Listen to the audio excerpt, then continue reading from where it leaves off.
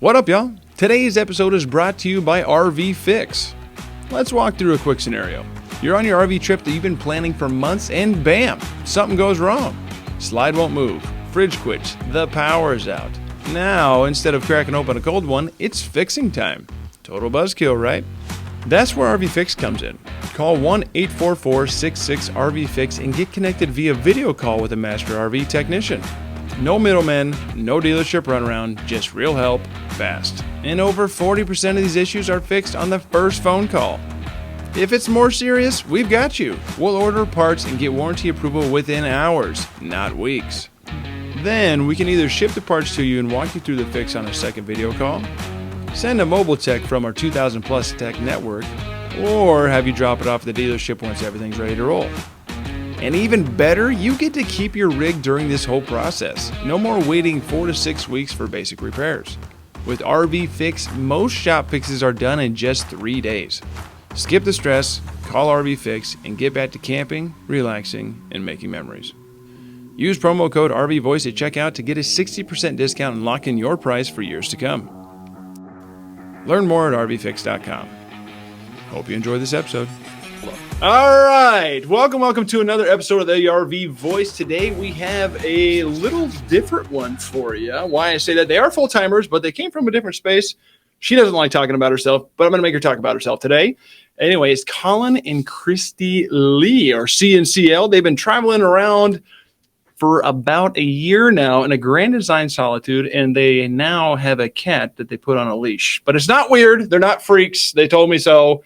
So we're going to talk to them today about their personal journey into the RV life. Welcome, Colin and Christy Lee. Thank you so much for being here. Thank you. Happy to be here. Absolutely. So we had a little chat beforehand, but we're going to get into it, kind of let you guys do the whole show, right? I call myself, or we call ourselves, the RV Voice, but I'm not the RV Voice. Y'all are, right? Everyone that full times, those people are the RV Voice. So that being said, Colin and Christy Lee, let's dive into your personal journey into the full-time RV life. You guys have been doing it for a year now. How's it all going? Can you share how it all started? Why you decided to? You're from Manhattan, Colin, or Pennsylvania area first, and then you guys met somewhere in the midst of all that. Seattle, Manhattan. I would have never lived in either of them. But anyway, just call me Tom Hanks, and she's my Meg Ryan. So that's basically it. No, okay. Well, that doesn't work. But yeah, it's a good old movie. It's a good old movie. I know. Yeah. Yeah, it's an oldie. Really dated ourselves. Did I? Well, that's fine. Yeah. It's okay. So Pennsylvania guy who relocated to New York is what it is. Yeah. All right. Well, yeah, personal journey, guys. So how did it all start for you guys? What's the main story?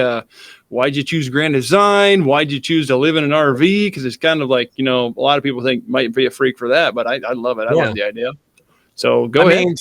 So our story, kind of the way it started was when I met her, she was in Seattle, as you mentioned, and then she ended up relocating to Manhattan where I was at. And that was in an apartment about the size of an RV. Actually, our apartment, this is also very interesting for everybody. So we have a grand design solitude, and actually it has 1.5 baths.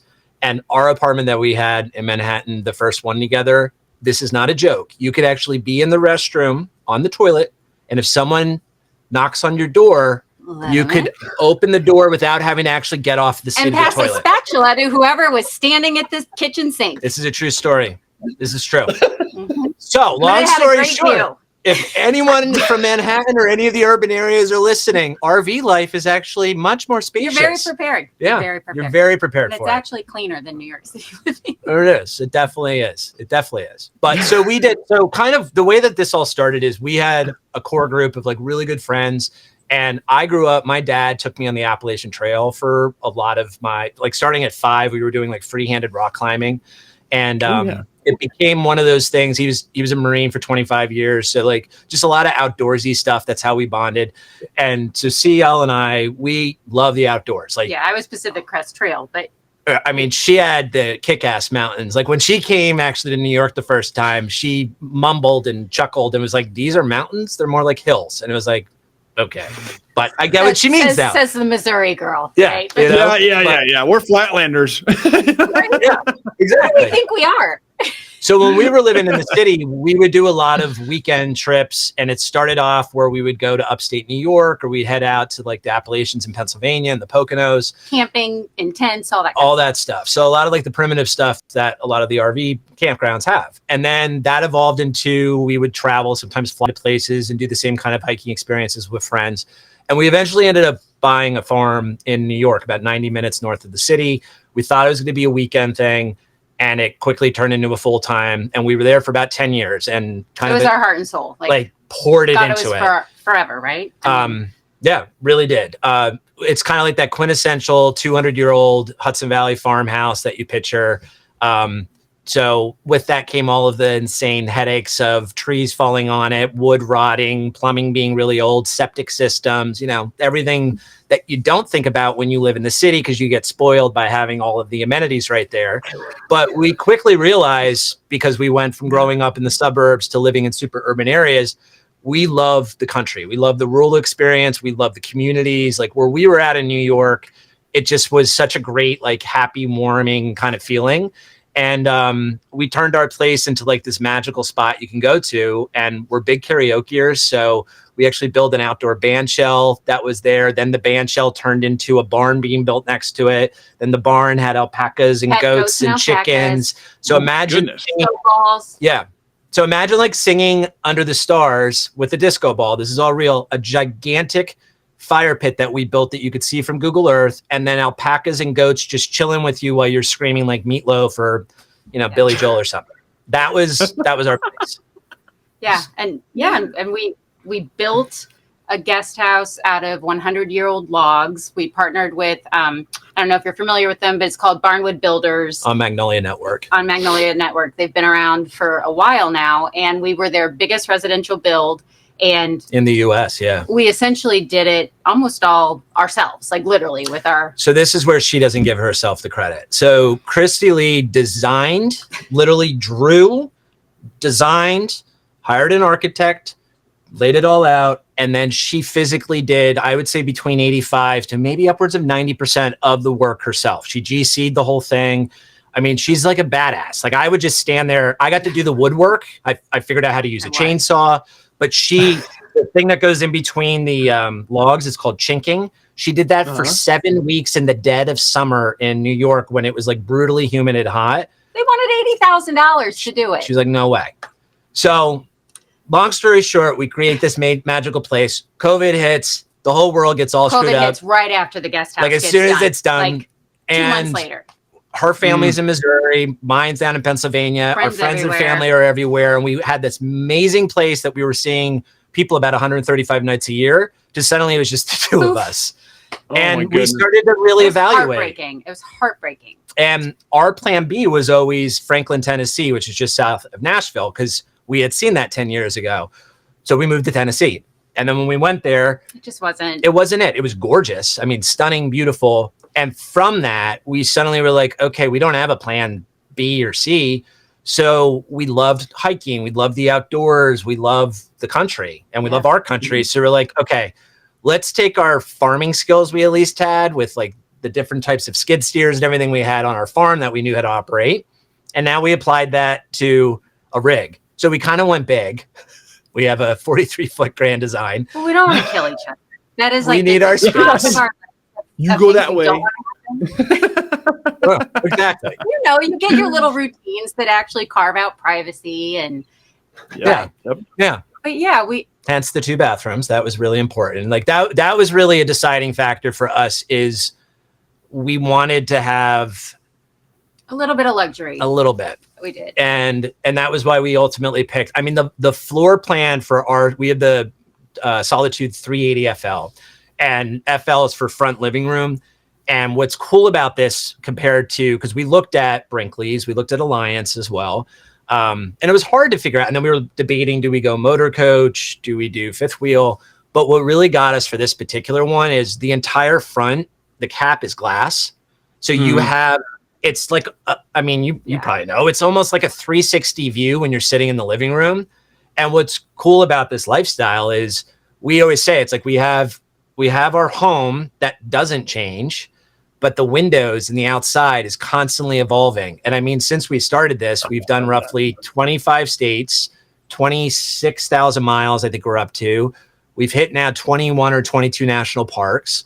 We've done over 100 state parks and like national forest and deserts and all of that. We're really, really big on dark sky, like Dark Sky International in particular. Sedona is the one most commonly everyone knows. Like that city has taken such a great job of just basically respecting light pollution, but doing it in a way where it's not like over the top. And then now there's like campgrounds that are getting certified. There's parks, obviously, like we just did Big Bend in West Texas, Big Bend National Park, and that's dark certified. It was insane. I mean, it feels like you could just grab the Milky Way and pull it down. Plug it right out. So now what's happened is, unfortunately, our whole idea of trying Americon and figure out where we're going, we seriously think we're going to probably. We don't want to stop. We don't want to stop. We don't miss owning a house. Well, and that when we had our property for, almost a decade, most of our life experiences were almost literally tied to that because we loved it so much. Our friends and family loved it so much. So now that we've kind of shaken those shackles, so to speak, we're out here seeing like the amount of experiences we've been able to just stack right on top of one another. And we feel like the more we see, the more we know we're missing out on. Right. So it's overwhelming in the best possible way. The other thing that's been really cool is, so we mentioned we were the house that our friends, our family it was like a destination. We would have people come and sometimes they would stay for 7 to 10 nights. And that might sound intense, but like we made it in a way where you could go have your own space and not be bothered or bother.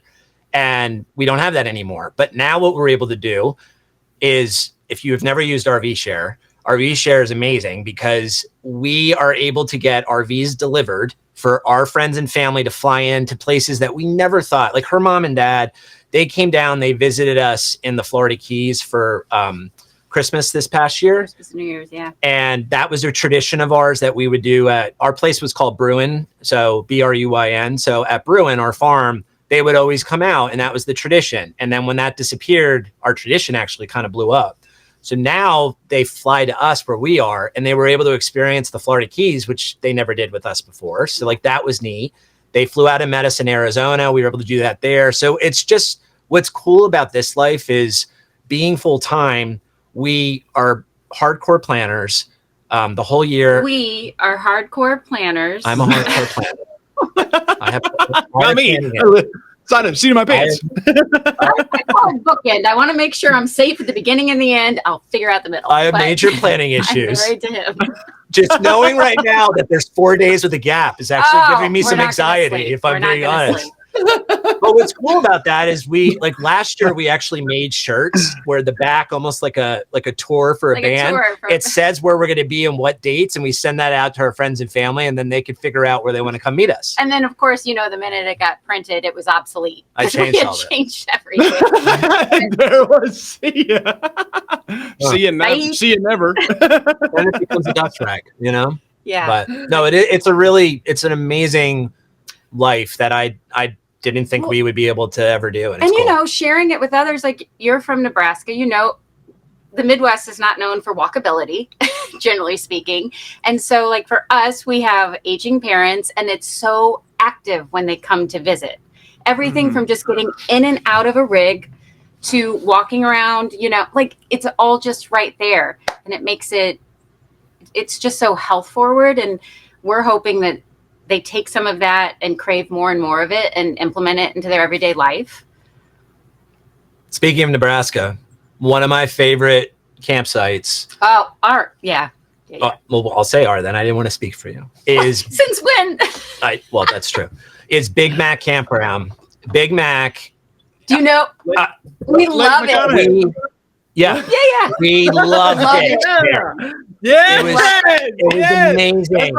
That's my second Nebraska shout out. Amazing. And I had never been to Nebraska. That was my first time there. We saw last year one of the most beautiful storms roll in that fortunately didn't hit us. And I don't think it hit anyone, but it was so pretty to see. So it was just, Nebraska's pretty kick-ass. Yeah. I got to show you something real quick because you talk about storms. I live in Idaho now. I live in Boise, right? There's nothing out west. It is dry. It is desert. It is just not. You know what I mean. You guys traveled around. Here, yeah. Talking about sunsets, right? Give me 1 second. I got to pull this up. This was on not Lake McConaughey, but Lake Branch Oak, and this is one of the sunsets. This is what you get in Nebraska. Oh yeah, all over my phone from our stay. Gorgeous. Yeah. Yeah, that's gorgeous. Incredible. Full moon will be out. The storm from afar. Very wonderful. Absolutely wonderful. But thank you so much for shouting out Nebraska. That is wonderful. And that wasn't planned anyway. No, wasn't planned. Yeah. No, the walkability thing. That's a lot of truth to that. So it sounds like you guys are kind of the center of the party, center of attention. You guys like to have people around, right? So like to have fun. No. Yeah. It's important. Yeah, absolutely. It's really important. You only get to live once. We might as well do it the fun way, right? It's true. It's as far as we know. As far as we know. But as far as we remember.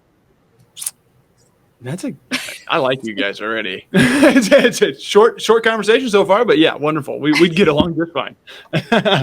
But anyway, so you guys kind of like were center of attention. You brought people around. You always wanted people around. Now you're living in a way that you're kind of naturally always around people, new friends. You meet more people.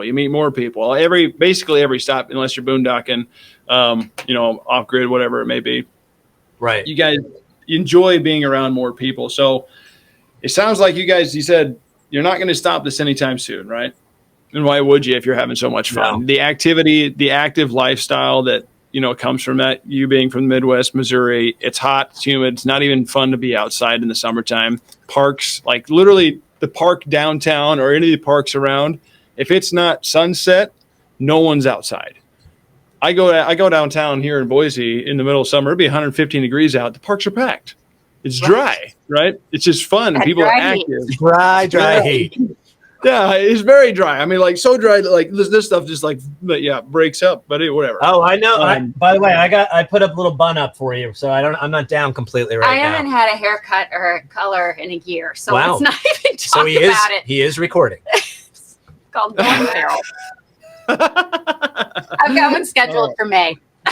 Yeah, awesome. You have wonderful hair, by the way. I just have to say that. It's a really nice. Much thank you.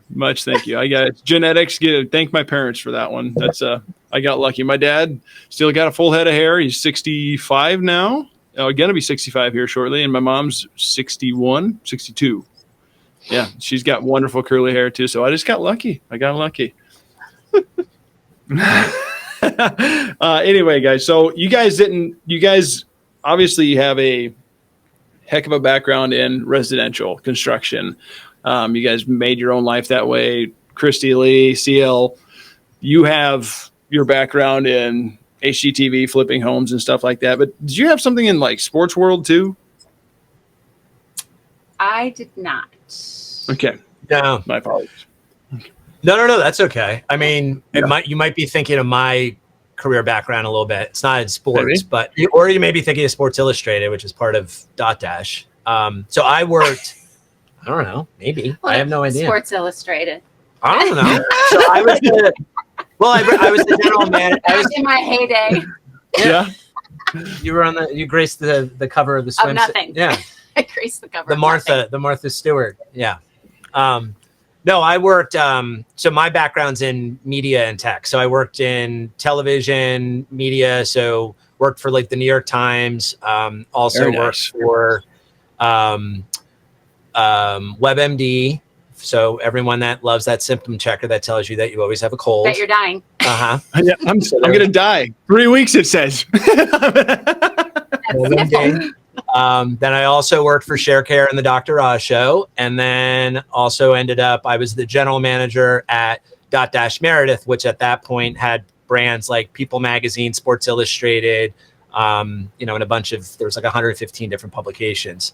But then I ended up, when I went and worked for her as her chainsaw wood guy while we were building the guest house. As my mouthy assistant. Yeah. I ended up coming back.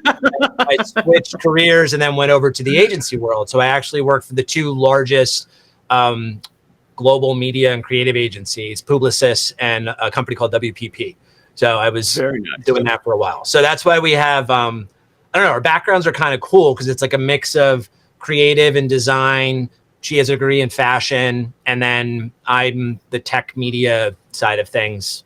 So, and what's been good about that is what's also nice for this type of living is like when we were living at the farm, we were working remotely with everything we were doing for the most part because it wasn't, per se that we had to go anywhere. Well, and he's worked remote for 20, over 15 years. 15 years or so.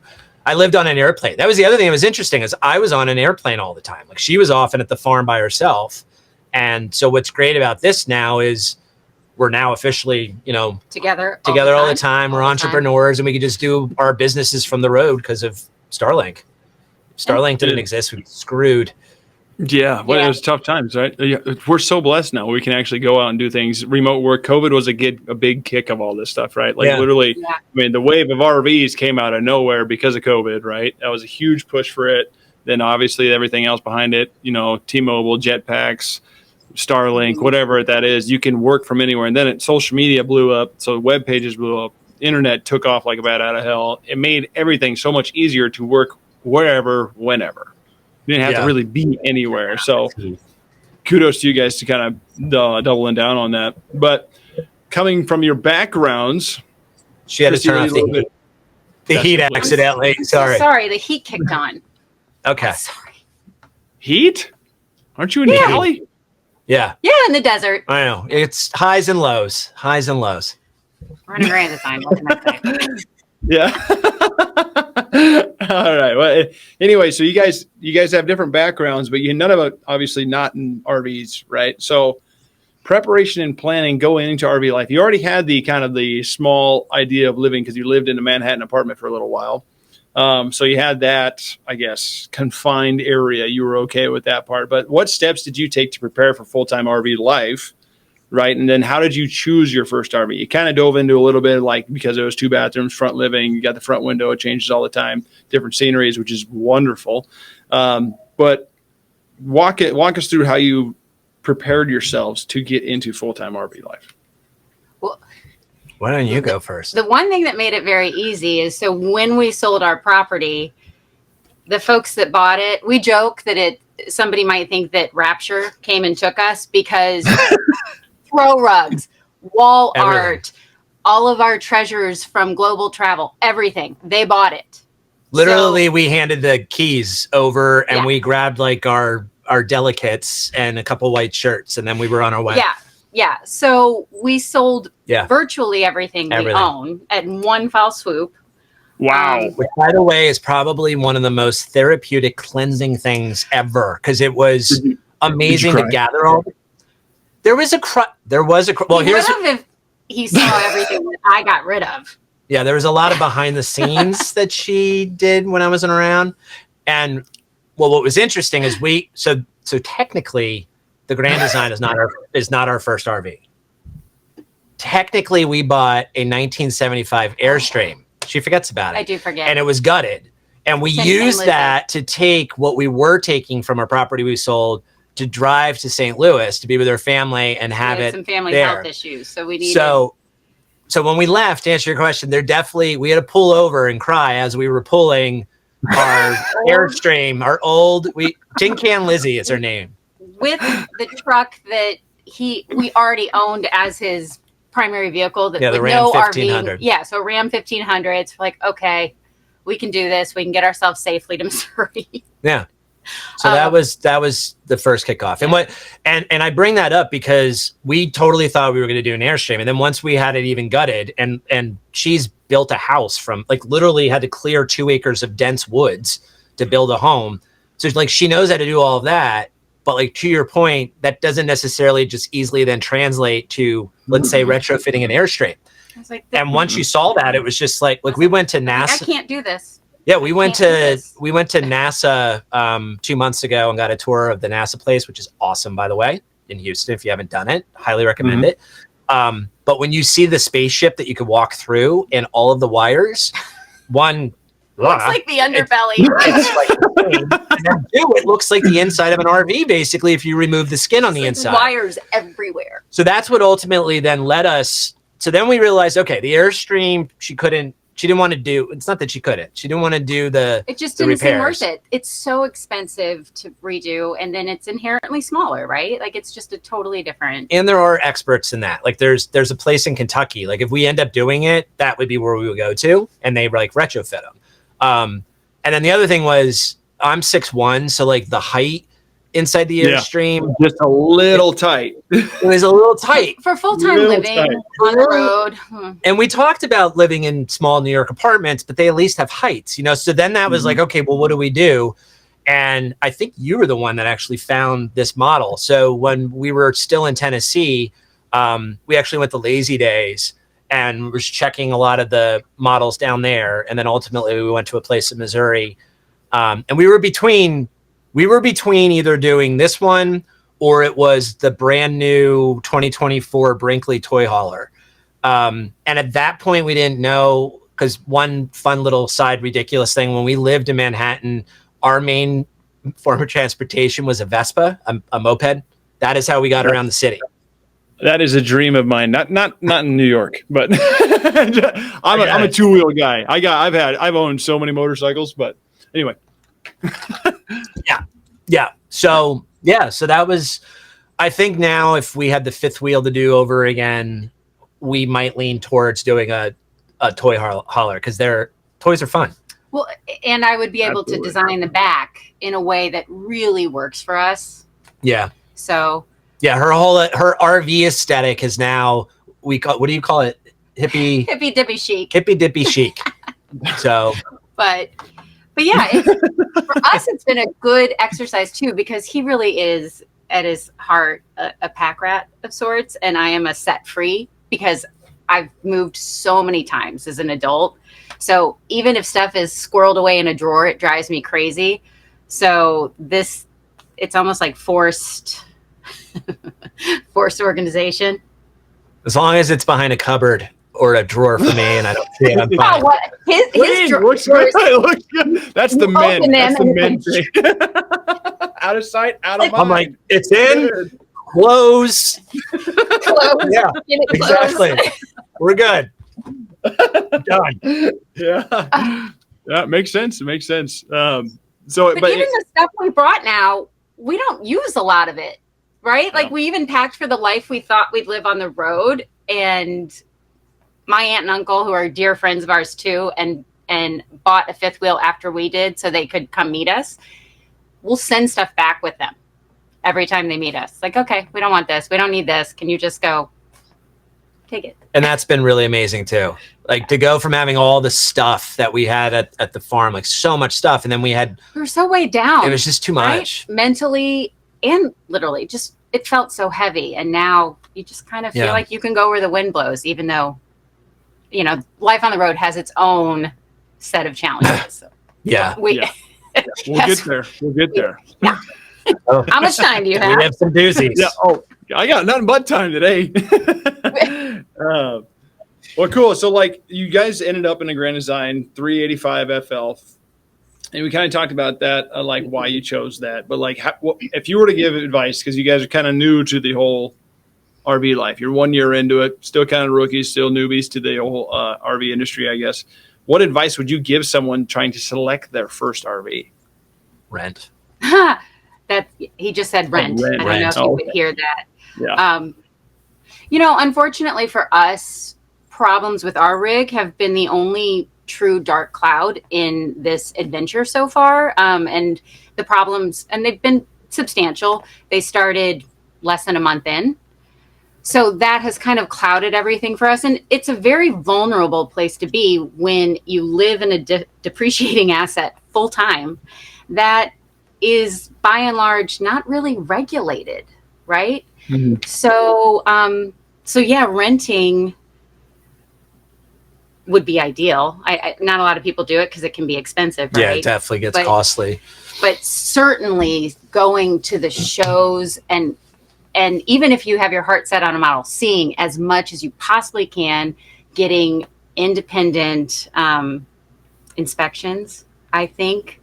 You know, I think one of the things that threw me is, okay, so I can mostly build a house from scratch, but I am so intimidated by, I've never worked on cars, right? You Have you? No. Okay. And frankly, we don't wanna, like we did that for all of that stuff. So, yeah, there's always going to be problems, right? Because you're traveling down the road and there's lots of movement and what have you. But yeah, kind of just knowing what you're getting into, and it's, you essentially have to maintain and deal with like real issues with not a whole lot of help from insurance companies and from mechanic. We couldn't even be towed from the road once, because we couldn't go under the bridges. Too tall. So we were stuck on a freeway for almost 36 hours. But I do think YouTube and podcasts, like the amount of education that seems, there's more and more and more of it out there. So I think in addition to renting, we did not rush into this at all. We spent a lot of time researching beforehand to figure out what to do. We actually also, her uncle, and I would highly recommend this if no one's ever pulled a fifth wheel in particular, like her uncle owns his own construction. I'm talking like the big Excavating Caterpillar company, like big machinery. Yep. And he was gracious enough to like do actual classes, if you will, and show how to do turns and everything else. So we put in the time to really think it through, because we knew that we wanted to go big with what we had just for comfort. But at the same time, not only do we want to be safe on the road with what we're driving and how we're pulling it, but we realize we need to be safe for everyone around us, because it's a major responsibility. So it's homework, research, lots of patience. I also deep think breaths. like joining some of the groups that are out there. Colin was talking about how there's so much information. As long as you sift through some of the meanies, like Facebook is a wealth of information. There's so many Instagram accounts, right? And all of that kind of stuff. People are so willing to share because it's such a great community, and people would, best case scenario, you keep yourselves from all the problems, but also as many other people, right? Like people want to teach out here. Mm-hmm. Yeah, with Josh the RV nerd, that's why the big reason why we kind of latched onto him. We bought him out a couple years back. It's a weird way of saying that, but there is an absolute wealth of information. The one cool thing about like the RV community itself is people love to talk about it. There's so many people out there. I've talked to people like yourselves that have been doing it full time. I've talked to full timers that have been doing it for 20 years, 10 years, 15 years, whatever it may be. And they're just like a wealth of knowledge for stuff like this. They just don't, they might not be like RV experts, but they're RVing experts, right? Mm-hmm. You get stuck on the interstate, you probably should have had RV Life Pro. You could have typed in all your stuff, height, weight, what am I pulling with? Where am I stopping? I want to do these stops along the way. You would have avoided all those low bridges, but you didn't know that. So you got caught in that situation. There's a ton of things out there for RV life now because of the kick of COVID, because of a little bit beforehand. There's well over 1 million people that full-time RV life. That's a lot more than you think, it's just crazy. But anyway, there's ways to find the information out there to make it so much easier into the transitioning into the full-time RV life. But you brought up some challenges, right? You guys, we're going to talk about that. So before RV life, you were in the farm in New York, Hudson Valley. Yep, you were in. Then we went to Tennessee, and then the Missouri for a short stay. Then you bought your Grand Design. But what does a typical day look like for you guys now? Things have changed a little bit since the whole past life of you. And how do you manage everyday tasks? Cooking, cleaning, laundry on the road. Some of the biggest challenges you faced. What are those things? All of it. Daily life. What's it look like? Generally speaking, I almost like, obviously our life is so different, but how we handle it isn't. So it still feels very much like home. Like he brings me coffee in bed every morning. That has been our right. Because it's the only time he won't talk to me. It's a drop off the coffee. I love this man, but I need a little time. You sound like my sister. Don't talk to me until 10 a.m. or something. Yeah. But that has been one of our little routines for, gosh, I want to say 5-10 years. I don't even know at this point. So like, that's how we start our day. And we each do our different online, whatever work stuff. Yeah, I'm a morning person. The one thing that's been kind of interesting is, so we now, we winter in the Florida Keys is how Turns I would out we're say snowbirds. it. We're snowbirds. And then we slowly, so instead of staying there then January to March, like everyone does, we're already booked for next year. We leave January 1st, and then we're going to make our way to Texas, and we'll be in Big Bend. We're there for a month in January, and then we'll continue to make our way west. And we're we call it chasing the sun. And a lot of that has to do with, because I grew up in the Northwest, brutal winters, like really cold. The Northeast. I forgot where I grew up. It's okay. Yeah, it's fine. But with that, the time zone changes have been kind of interesting, because like right now we're West Coast, and I've made a point. I live, if you will, in air quotes, I live in mountain time. So I have adapted to where I don't ever change mountain time. And that means now that we're West Coast, I'm getting up normally at like 4 something or early 5 something, which is early.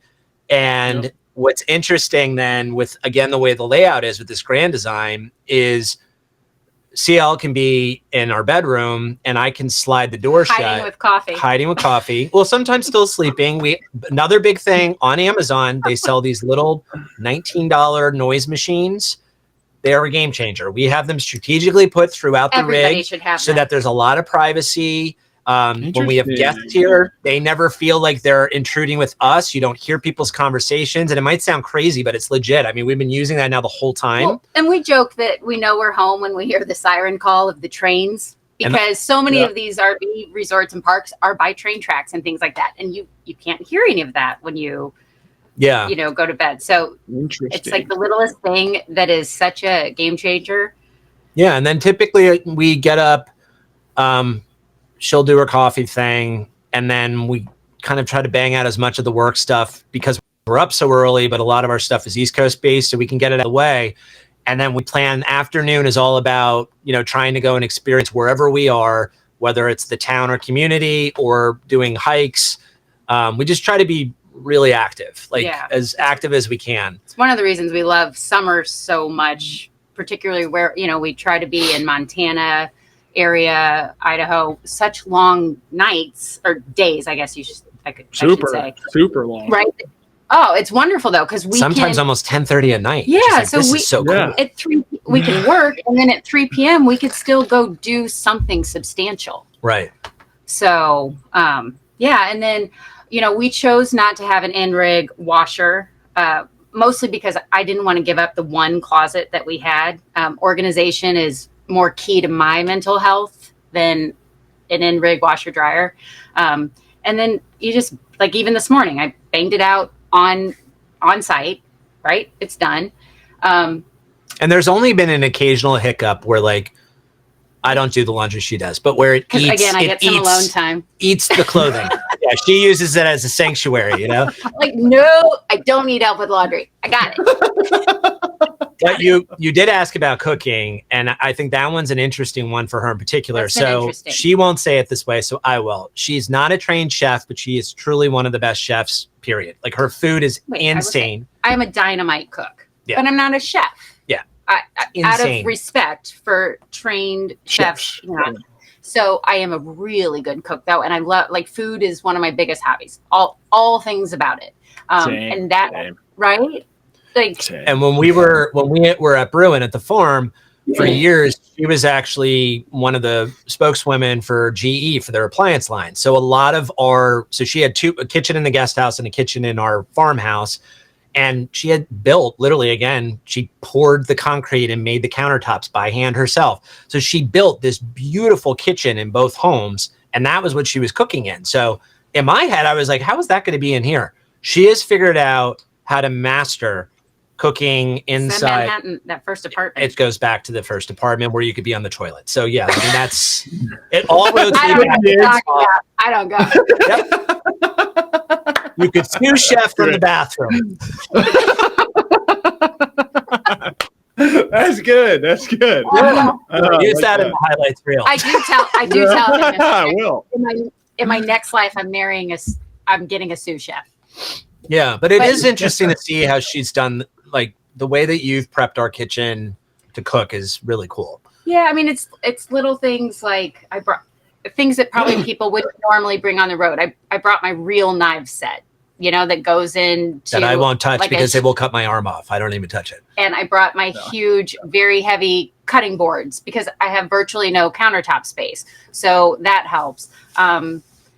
But I will say it used to be a joy-filled activity for me. And now it's more of, I tell him, the joy of us cooking or us eating my cooking. And also we eat a lot of fruits and vegetables and all of that kind of stuff. And you can't get that out, but we don't have a dishwasher. And sometimes we're so active, we get home at, like 8 and I don't want to do it. So there has been growing pains, like some substantial ones that I'm still feeling a year in.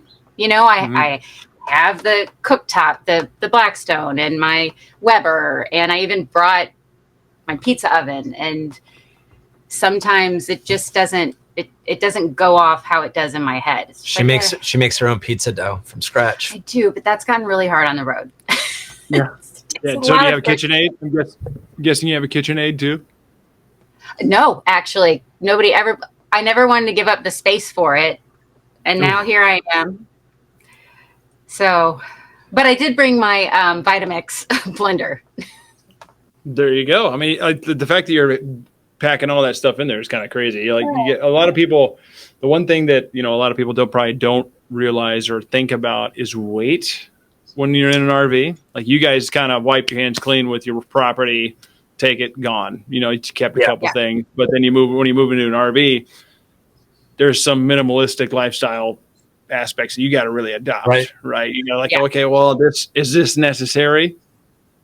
No, but I want it. A pizza oven, is that necessary? No, but I want it. So that's just kind of one thing to think about. You did mention something. Go ahead. Sorry, I didn't mean to cut you off, but I had never noticed people talking about this before, and I always am interested in other people's experiences. I think I assumed it would be really easy and convenient to get groceries as a full-time RVer. And it takes a lot of I mean, we end up staying in so many food deserts that was a surprise to me, where it really takes some pre-planning to make sure your freezer and your fridge are stocked if you like to eat a lot of food that spoils quickly, And the farmers markets have been hard to find too. They have been harder to find. Yeah. In my dreams, they were just arm's reach everywhere we went. That's really what Mm-hmm. That's why we grew up. We grew up in farmers markets, right? Literally, walk out here, grab that. I got sweet corn. I got cucumbers. We're good. Exactly. Yeah, but you get that is something that I actually really want to do. I have several people that have been on the road for quite a while that I've made connections with that I would like to have a conversation about groceries. Like, how do you do it? How do you eat healthy? I know I have a vegan family that lives on the road, right? I have a very health conscious, organic, as they can be. I don't know how much stuff is actually organic unless you're growing it yourself, whatever it may be. But how do you do that properly on the road? Because that's very difficult to do. Right. It is. You're changing all the time. Is there a Whole Foods? Is there a Trader Joe's? Probably not if you're in these remote international dark skies areas, Yeah, there's never. So, you're totally right. There isn't. Yeah, I thought I'd have gardening bins with artificial light, in the basement. Well, those weigh a ton and take a lot of space. It's just not feasible. Mm-hmm. So I've seen people do. Have you seen the the PVC plant stuff? Yes. Yeah, I've seen a lot of people do that. I've seen people do that within their RVs as well. So there's ways to get around it, but like, how much are you actually kicking out in a PVC pipe? Is it worth the space? Right? Is it worth the space? Is it? that Is it it? takes So, out. yeah. Love that you're a cook, because that's one of my favorite things to do. I would love to take more cooking classes. There's one downtown here in Boise that I need to get after it, but it's expensive to do. But anyway, so you said your Grand Design first year has been kind of nothing but a little bit of a maintenance hassle, service hassle. I mean, So shit show is how I would Did you describe say it. hassle or asshole? I'm using that. I'm going to use that. I'll bleep it. I'll be nice. I'll be. Oh, that was good. You could use But a lot more anyway. colorful language. Yeah. Okay. Well. Let's kind of go about it. Talk about it quickly. So how do you guys really go about that? Because it's first time RV life, first year. You're neither of you, like, I guess, aren't mechanically inclined. You said you don't have the background in it. So how do you go about that? Is just, calling your next service center, whoever it may be, and going about it that way, calling Grand Design. Just walk us through that a little. So the summary of what's occurred over the last year is the rig has flooded, caught on fire, and broken down. We were without a multiple fridge times. for a month. We were without a fridge for a month. The fridge caught on fire. The tires caught on fire. When we were mentioning earlier about when we were stuck on the side of the highway, that was in California last year. It was the last week of our rescue dog, Red, being with us. So he was dying, battling cancer. Dying, and we were on our way as we were driving to the facility that she had found to take care of him. This is our sad story. I'm just going to share it real quick. As we're doing 55 on the highway, I looked in this driver's side mirror, and smoke was just pouring out of the back tire of the rig. But we were in the middle lane doing 55, because I think that's important to always point out, because everyone's always like, were you doing 90? Were you doing 80? We were doing 55. But we couldn't pull over right away, so it took a little bit to find a shoulder. And by the time we pulled over, the tire had actually caught on fire. I'm talking flames coming out of it. And we only had this, and we dumped it on it and left about this much. And what we didn't know was we were going to be stuck there for 36 hours because we couldn't unhitch because of the stability. It burned so badly that we were really close to losing our axle. Yes. So, and then unfortunately, between all of the insurance policies, the Grand Designs, and everyone that was involved, I won't go into who, none of them can help us. With the exception of the Highway Patrol was really nice. But unfortunately, what they couldn't do was they tried everything. They got every tow service they could imagine there, but we were too big to go under any of the California highways. Because we had to go on a bed. We had to go on a bed. Right. So that was the deal. So that's why we were stuck. And again, we couldn't unhitch. So we had to sleep in our truck with our dog and our cat. And it sucked. I mean, it just sucked. We were abandoned. That is the only word I can use to describe it, because I spent hours and hours trying to help remedy the situation. And all of the companies that we paid for their top plans and insurances, none of it mattered. Because it was a Saturday. It was a Saturday at 1 p.m. So everyone was gone. And even if I'm not convinced that the weekday would have even helped much. Yeah. And obviously it didn't scare us from the life, and we don't want it to scare anybody else. But there is a vulnerability out here that I just don't think you get elsewhere, when it comes, because this is our home. So that one we couldn't fix. Yeah. The first major incident was a few weeks after we bought it brand new. We got to Florida, and one of the Florida storms that last like 10 minutes, torrential downpour, happened while we were gone. We get back at the tail end of it. We walk in the rig, and the way our rig's set up, the kitchen's right when you walk in, and you go up 2 steps into the bedroom. Water was pouring down the steps like a waterfall because the seal wasn't sealed correctly on the slide to the bedroom, and it just poured in and then filled up the entire underbelly. And then that underbelly, as recently as 2 weeks ago, has filled up yet again. Oh, no. And then let me get close. Mold. There's mold now found. So, oh, geez. Many more things. Oh, the fridge caught on fire. So there's been a lot. So to answer your question, we go directly to Grand Design with every single thing, because our logic and thought process is if you're going to charge as much for this as what we paid for our first houses, then you should stand behind your product and make sure that it's a quality product that is safe for us and for every damn person on the road. And it really, it's a pain point for us because we love this life so much and we love everyone that we're meeting, but then we hear all the stories and we know it's not just Grand Design. It's universally just, it's an issue. And that's pretty brutal because if you had a car, if like we were driving around, like what I've said to Grand Design is if Ram was having these issues with our truck, Ram wouldn't be giving us the runaround for 10 months now. Ram would be on top of fixing this and figuring out what the hell is going on. Other than that, though, little things here and there that we can tinker with, we do, because we actually brought our tools with us because we had all these tools, as you can imagine. Yeah. So we do have tools with us. We do attempt to, because that's the thing is we don't want to lose our ability to be handy, but it's a new type of handy. And that's, again, where stuff like podcasts and YouTube and everything is super helpful. But we've had pretty major events that have occurred. You're going to like this. We'll talk more about it later.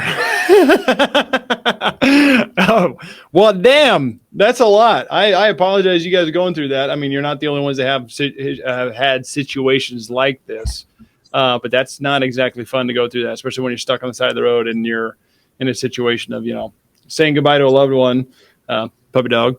Not a great situation overall in general. So I do apologize that you had to go through that. But these things do go down the road. Hurricane force speeds, earthquakes the whole way.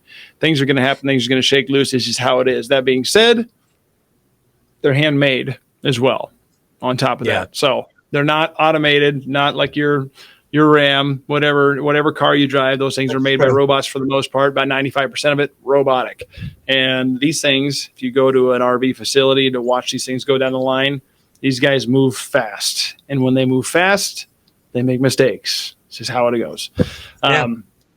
So shoot. Service goes a long way. Once again, you guys are going to like this. We'll talk about it later. I missed that. Oh, it's okay. We'll talk about it.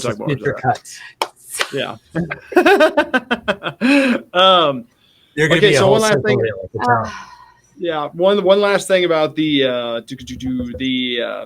I guess challenges and solutions. What about like shipping packages? I mean, it sounds like you guys more have embraced the lifestyle of minimalism, but what does that look like for you? Minimalism with a maximalist. Well, all right. Well, this is a better question. How's that look? Starlink and Amazon have made this life possible. Yeah, I will say, and I'm shocked by this. Amazon has been like an A+ for the whole time. A. An A. I would say an A. You say A+. Okay.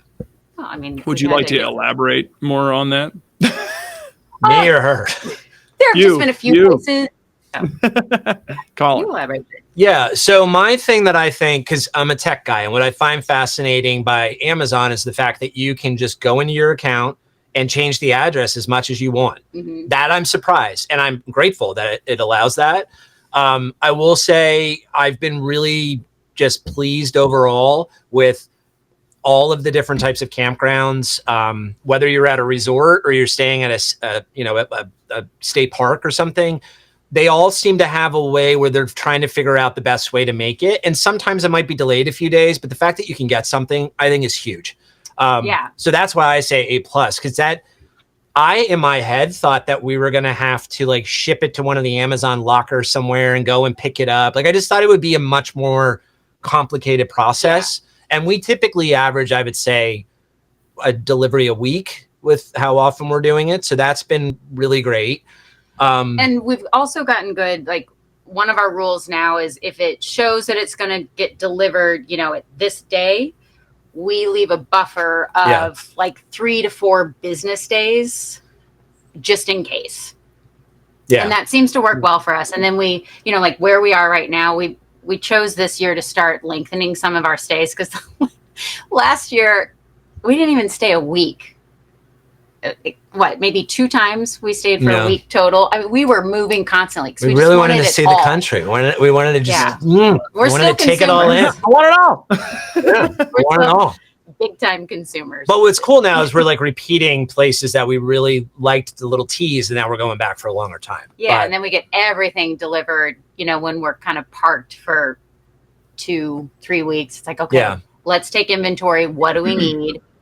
Let's reorganize. Other thing that's been amazing is Escapees, now Harvest Host. So I do think we joined that. We set up our residency through them.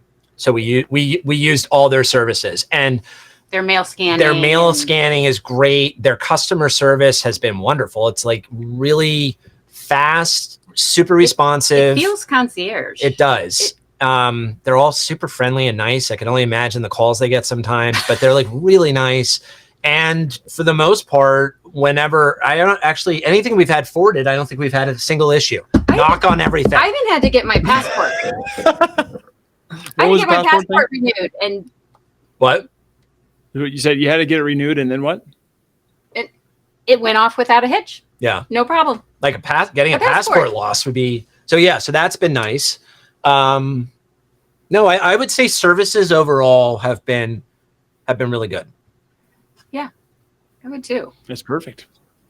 Yeah, glad to hear it, because I heard the Amazon lockers. You may have to pay a fee or two at certain places, certain RV parks. It's like, hey, $5 for delivery fee, which I guess they're just trying to make extra money. I don't know why they do that. That's kind of a little dumb. But I guess they probably do it to buffer how many things are actually coming in as well. They probably just don't have room for that stuff. People be like, I'm just going to ship everything here. Yeah, I could imagine it has to add just holding the packages and accepting all of it. Like, there's clearly a lot of work that adds to everyone that works then at the resorts themselves. But no, it's definitely been easier than anything we thought. Yeah, that one's been the nicest treat, I would say, of finding out. We didn't get a lot of Christmas cards though this year. We didn't. No one knew where to send it. No one knew what to do this year. 3. Yeah, the shirt was lying to them. They sent it all over the country. They pissed everyone off, and then bullshit. They were like, "Well, forget it. They're not getting a card." Yeah. Oh goodness. Well, I'm glad that kind of works out for you guys. I'm not going to ask the homeschooling and sports. I'm guessing you don't travel with children, right? We do not. Okay. No. So how about this? We don't have any, to be clear. We didn't just leave them behind. Yeah. You're on your own, kid. They weren't part of the farm sale. We're ready to empty nest. Sorry. They came with it. Here, you got some grunt workers the rest of your lives. Oh, shoot.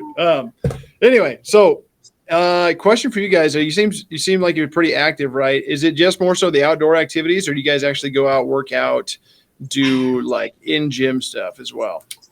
Well, before this life, and this was one of the pre-planning things that we realized, frankly, would have just been dumb, so we scratched it. We were actively going to Lifetime Fitness, and we thought, oh, why don't we travel around the country and focus on Lifetime locations?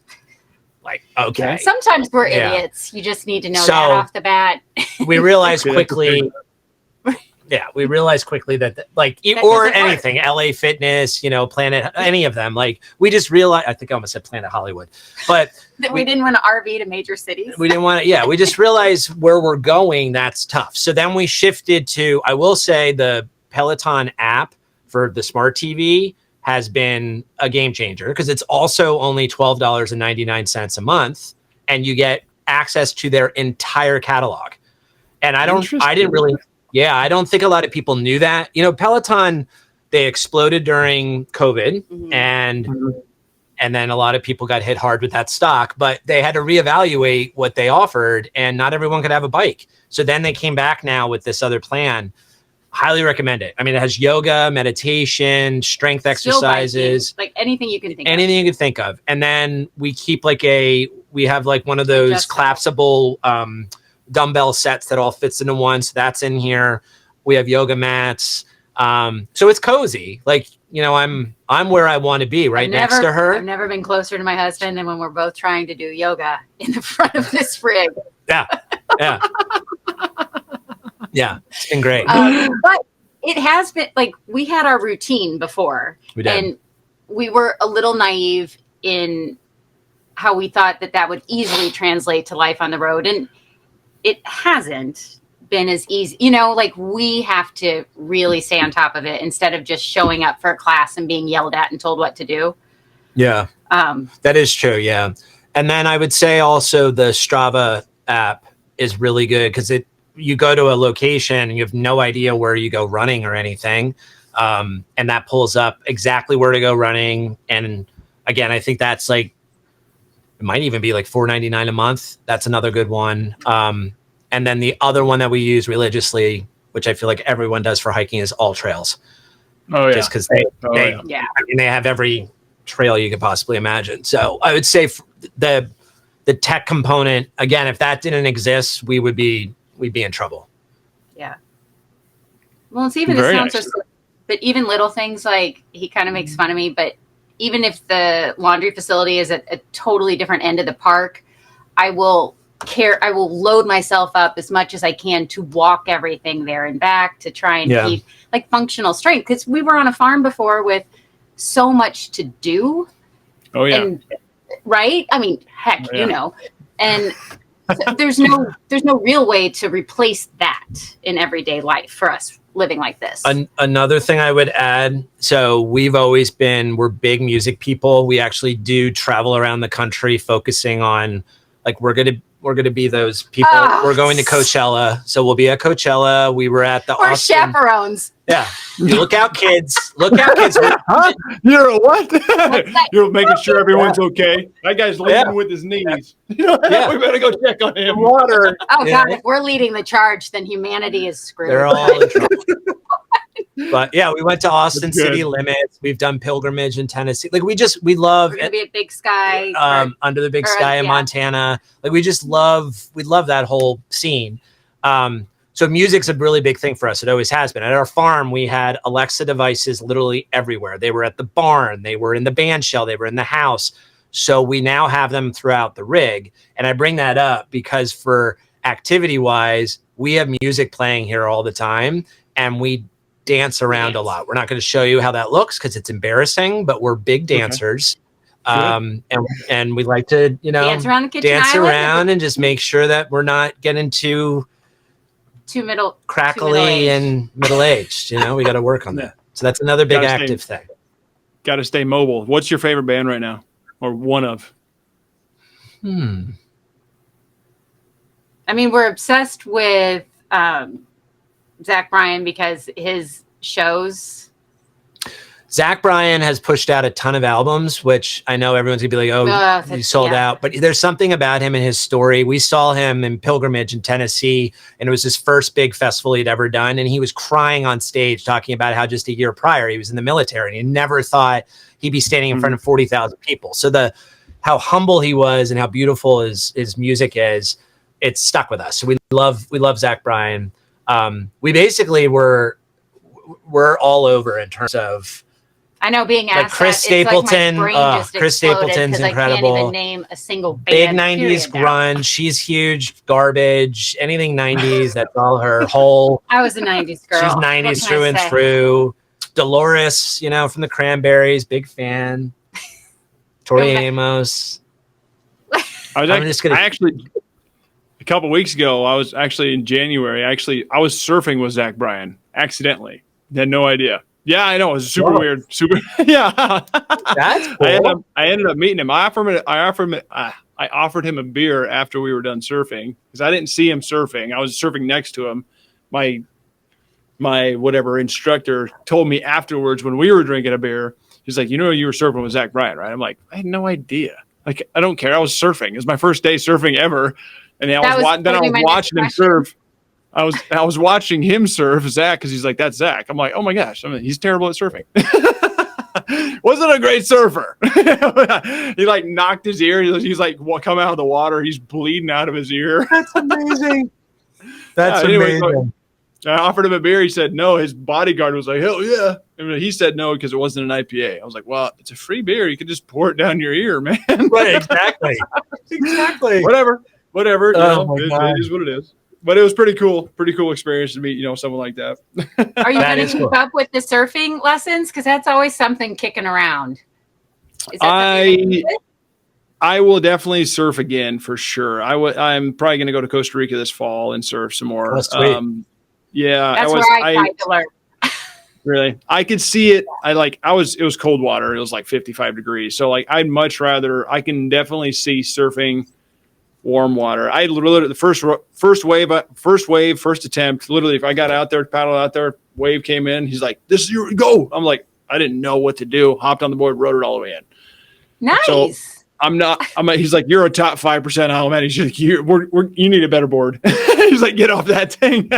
So I'm actually pretty decent at surfing, but not great, obviously. I didn't really get the feeling or the aha moment until like one specific wave, because I was I don't even remember exactly what beach it was. I was in Carlsbad, South Carlsbad Beach is where I was at. But it was like 10 a.m. or something. It was it was earlier than that. It was like 8 a.m. when I started. And there was if I got on the wave and I finally turned it like 45 to actually ride the wave down, right? Versus just riding in. And I caught the sunrise, all the sparkles coming from the sunrise on the wave. And I was like, I get it now. That was like the silent, everyone talks about this silent moment of surfing. And I didn't catch it until that moment where I was literally riding against the wave and my hand was down against it. I'm like, I get it now. I get it now. Didn't get another one. You're still talking about your first go, though, your first lesson, right? Yeah. Okay, so you did get it really quickly. Oh, that's amazing. Oh yeah. I'm a well-rounded athlete, so I'm pretty excited to keep doing it. I mean, like it was a lot of fun. I would definitely do it again. I will keep that up, and it's easier. You know, Are you a snowboarder? I ski, but I do snowboard as well. I'm just learning snowboarding is on top of that. It's a little different. It's a little, not the exact same, but very similar. But anyway, active lifestyle, all trails, Peloton, Strava app. I actually didn't know about Strava, so that's an interesting one. I'll check that out. We got Boise Run Club. We got so many run clubs in this town, so many places to run. But All Trails is also a super wonderful thing to stay active. Let's dive into financial aspects. What do you guys do on the road to keep this thing going? How do you sustain this lifestyle financially? And what are some specific tips to earning an income while on the road? You guys got good backgrounds, so that helps a little bit, but you guys are doing other stuff now. So walk us through that a little bit. Yeah. So our big thing is we walked away from kind of the normal corporate world. Everything. Went full-fledged entrepreneur. I mean, one of the things before we went into this that we ended up doing with our property in New York that we sold is we actually completely turned it into a hospitality place. So there was the opportunity to like do that and figure out how to do that, but while also being in Tennessee at that point and Missouri. So running that from afar had a lot of pros and a lot of cons with that too. So what's been cool about this is now we have businesses. We're very entrepreneurial just in terms of our nature.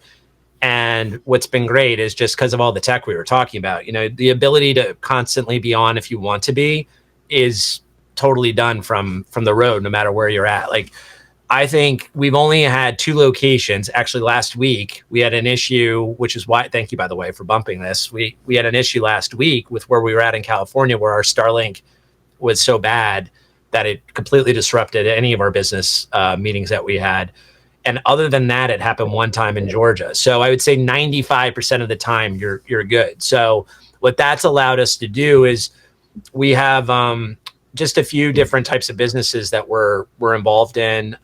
One of those is actually, as we were doing all of our research and figuring out what we wanted to do, and given our backgrounds, we ended up realizing that there was an opportunity to start to create what we're calling a nomadic lifestyle company. So basically taking our media background and our tech background. So the creative and the inspiration that is this wonderful woman here, and then combining that with, like the practical products and tech pieces that can help just make it easier. So we launched, it's called House of Highways, and it's actually, as far as we know, it's the only free RV nomadic club in the US. So part of the free service is we curated, and this was done by hand. So some people provide us feedback and they're like, some addresses are wrong. Some are nicer, others. Some aren't. But we have a database.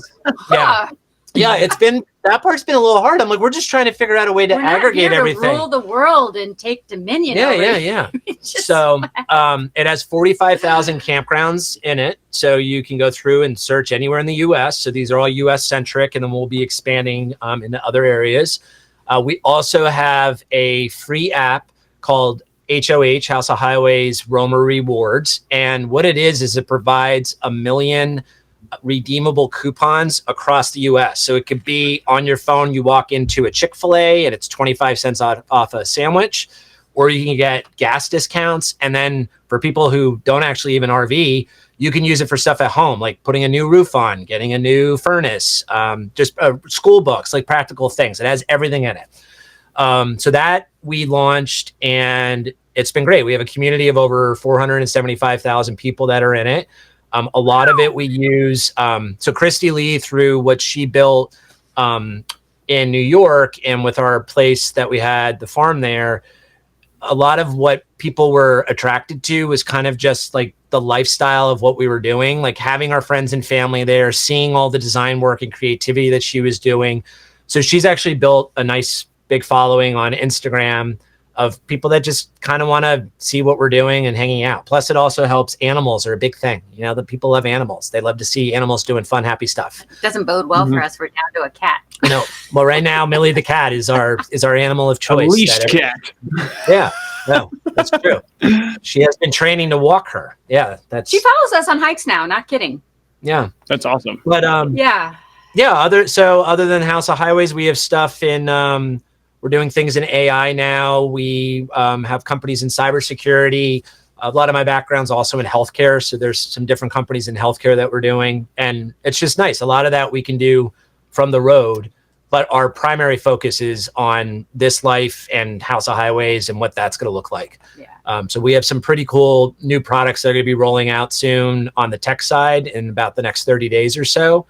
It will include a mix of things that might have to do with AI and GPS and technician finders and stuff like that. So just all the kind of little bumps and hiccups we've experienced, we've just started to think through, is there ways that, while yes, we've been living full time for only a year now, we at least have a lot of product and media background that we do think very much applies to what we were doing at the farm. And now we're just figuring out a different way to do that for the community, more broadly.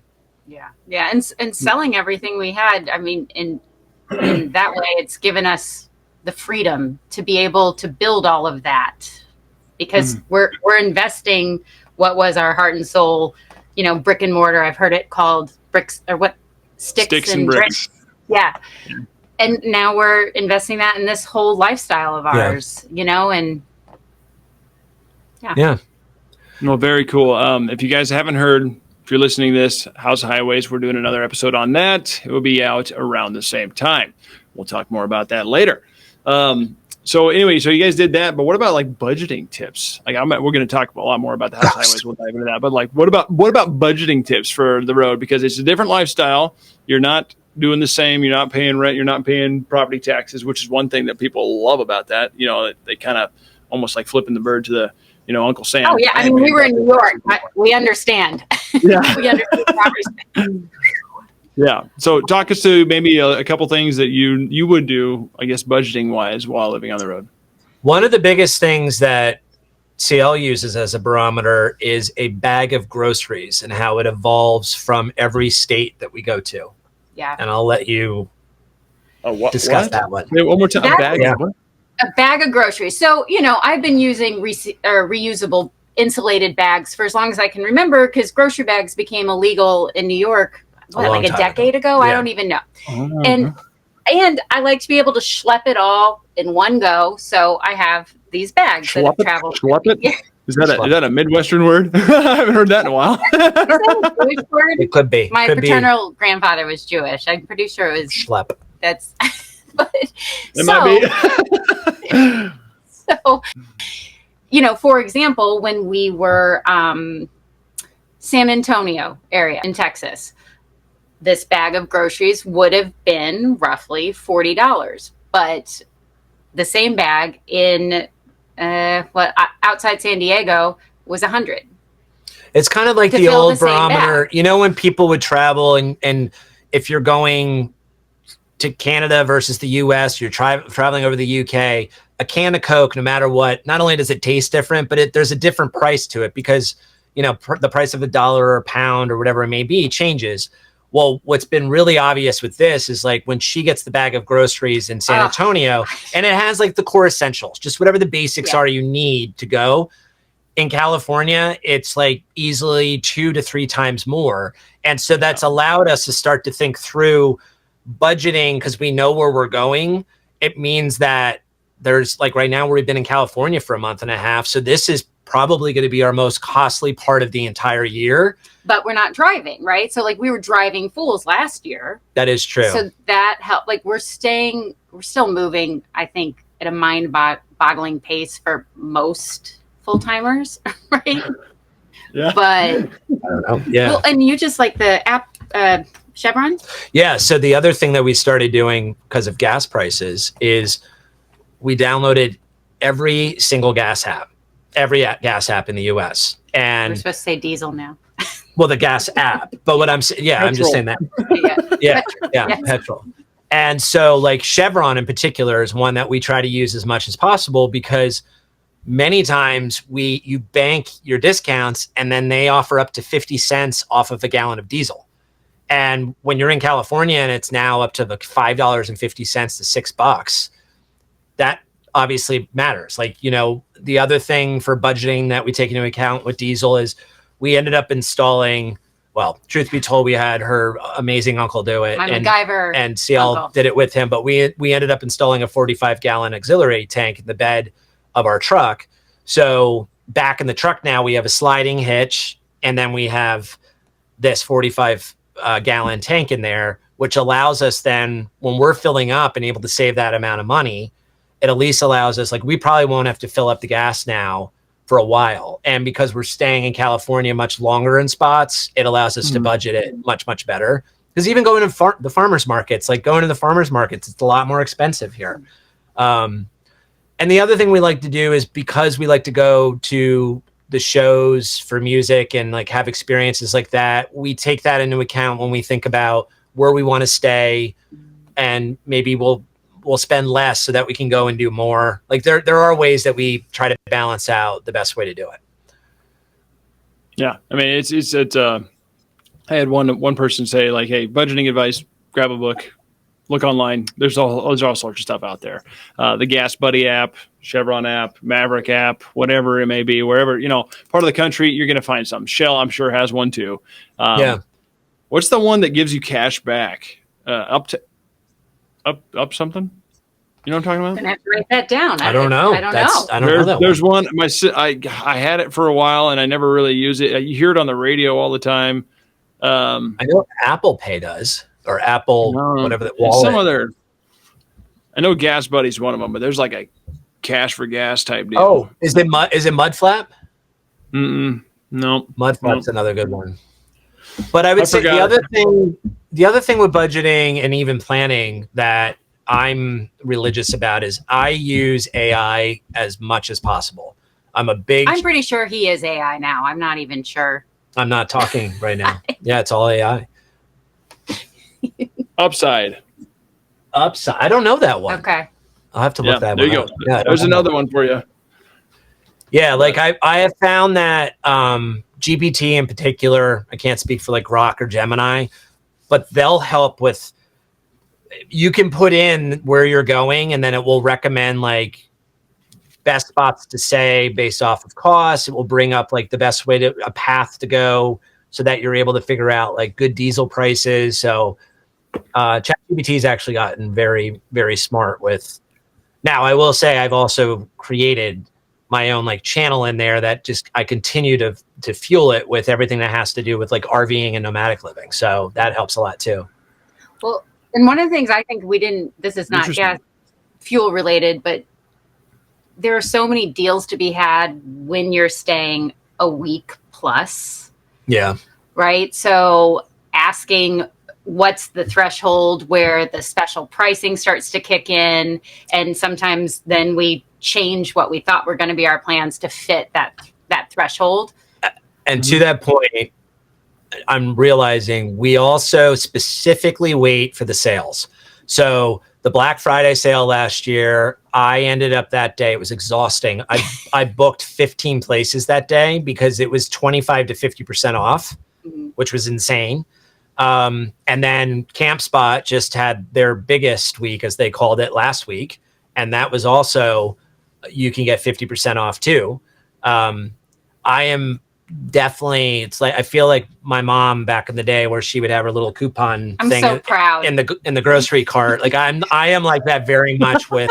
This is not how he was when we first started dating. He was like, No. if it's on sale, that means it must not be very good. I'm like, no. Yeah. I'm all about the value. Yep. Value in the, but I would say budget wise, we are very focused on where we're booking, when we're booking it, and getting a deal for sure.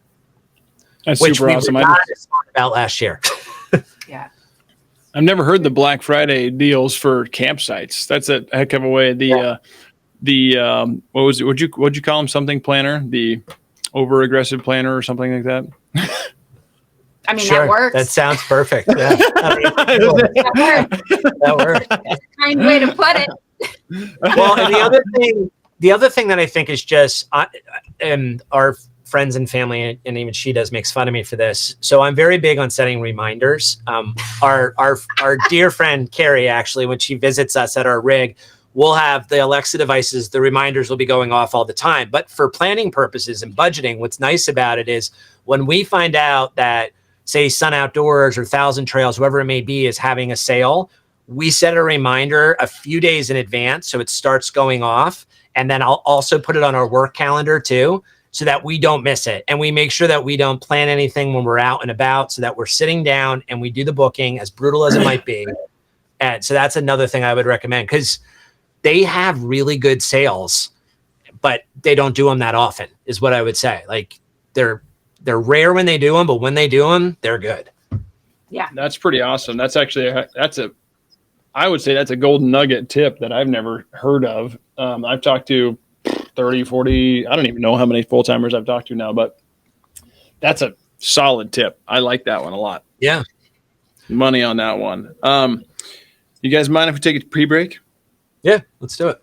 Sweet. All right. Awesome. All right. Well, guys, we just talked about the financial aspects and the budgeting tips, and one golden nugget budgeting tip that you said was Black Friday deals, CampSpot deals, setting reminders for those deals to plan out your route and trips ahead.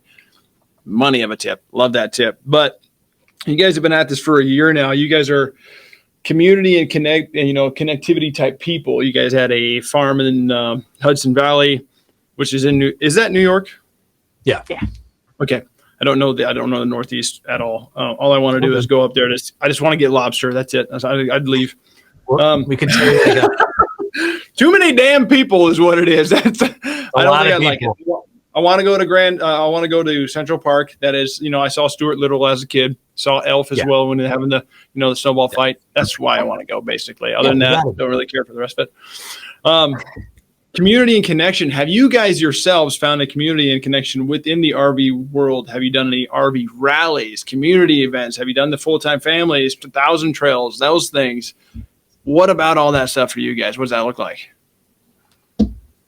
I mean, the real truth of the matter is no, we haven't done any of that yet. I think most of it is we're kind of drowning and trying to get what we're doing off the ground.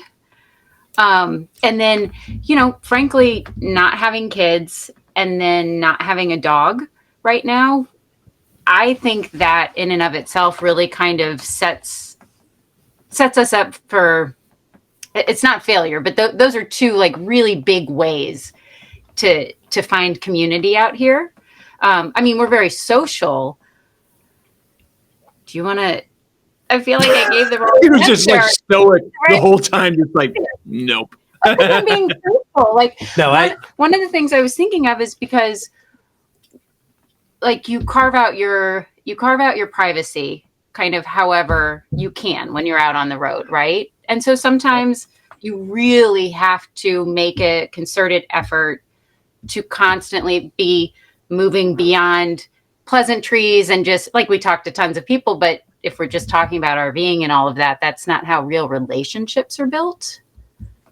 So yeah, I would say like one of the things that we used to do when we were farm bound is every Sunday we used to go to this place called Gardner Brewing, which if anyone is in the Hudson Valley, go to Gardner Brewing. The Wright family is amazing. And it was our Sunday tradition. We go there, live music. It was a farm that they turned into. They had, it was like an apple orchard and a brewery on site. Rehabbed an old barn. And live so music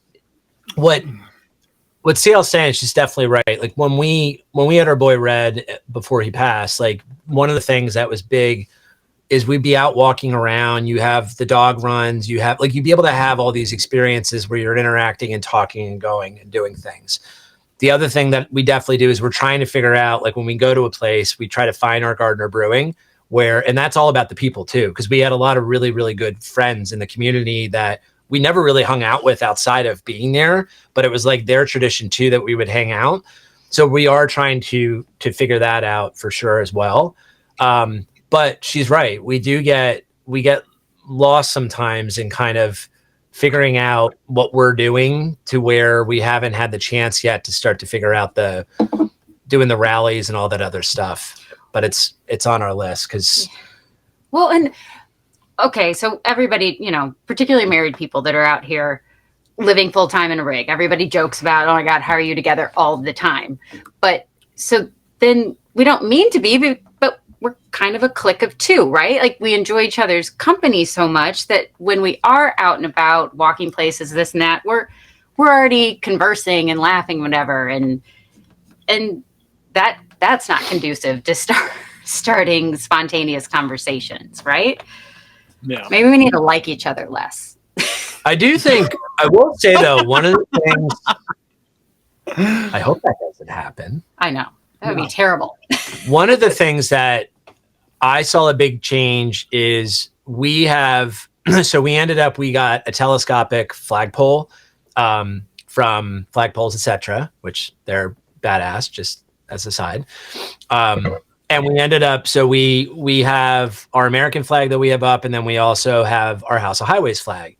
And that, just putting those up has caused so many people to come over and talk to us and ask us, one, what House of Highways are, who we are. And it's like invited, like it was our way to essentially invite people to stop by our campsite and just talk to us and have conversation.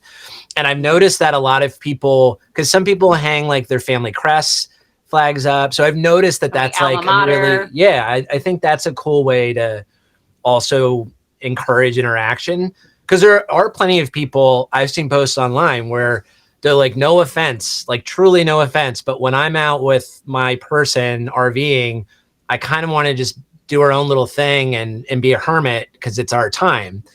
That's not what we're saying we want to do. But I could see how you could easily slip into just being in your own bubble. And that's not what this is about. Yeah, like, we don't want to do that. Yeah.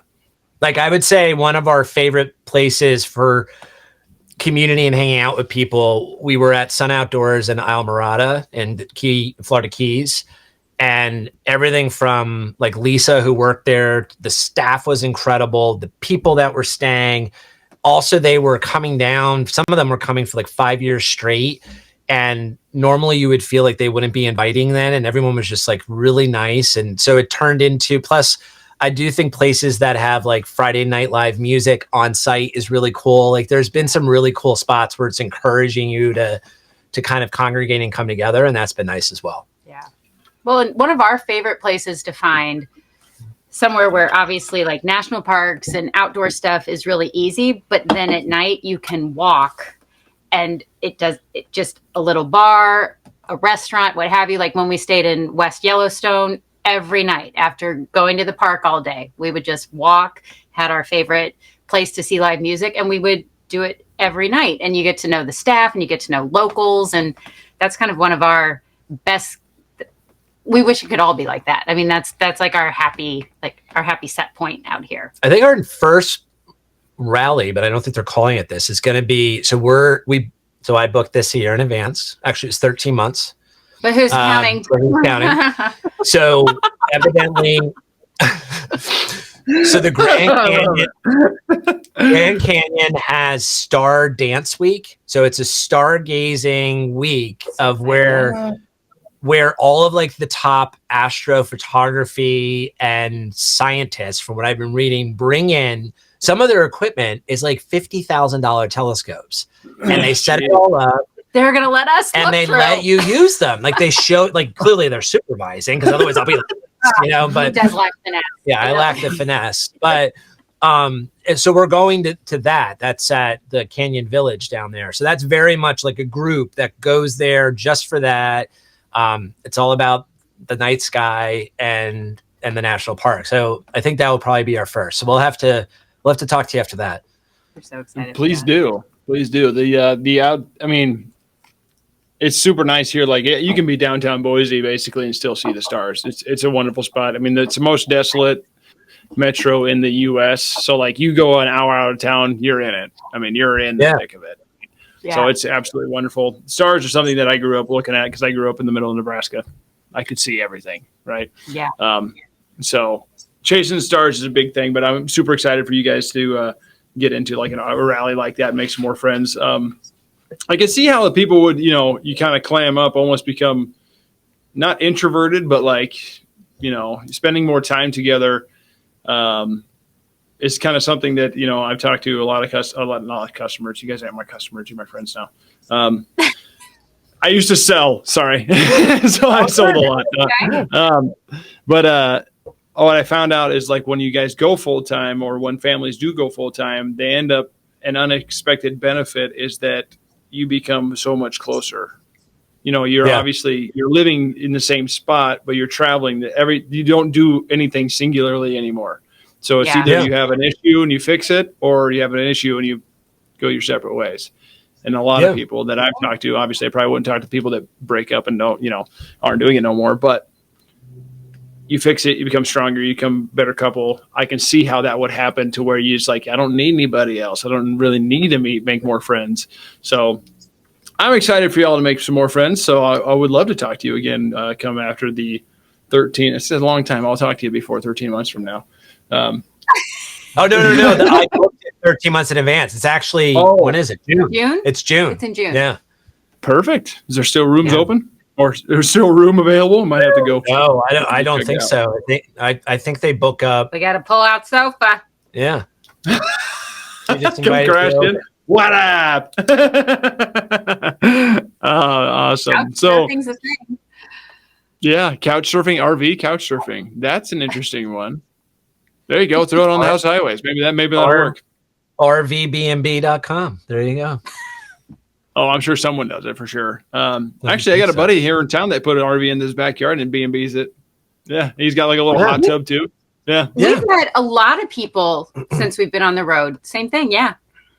Yeah, as long as he's got private property and it plugs in, and you're just fine. So, what about some advice for beginners? What would you give? What advice would you give someone that's like on the fence of transitioning into full time? And what about a common misconception of full-time RV life that you've come to know in the last year of doing so?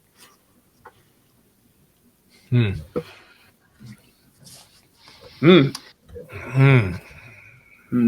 thoughts. Well, because those are important questions. Like, I don't want to give a throwaway answer. That's fine. Take your time.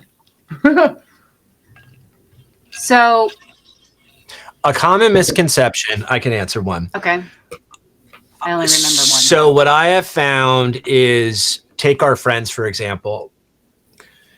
They'll be like, okay, so you're gonna be nearby on such and such. And like, yeah, and they're like, okay, well, you could just park your rig then wherever you want and come crash at our house.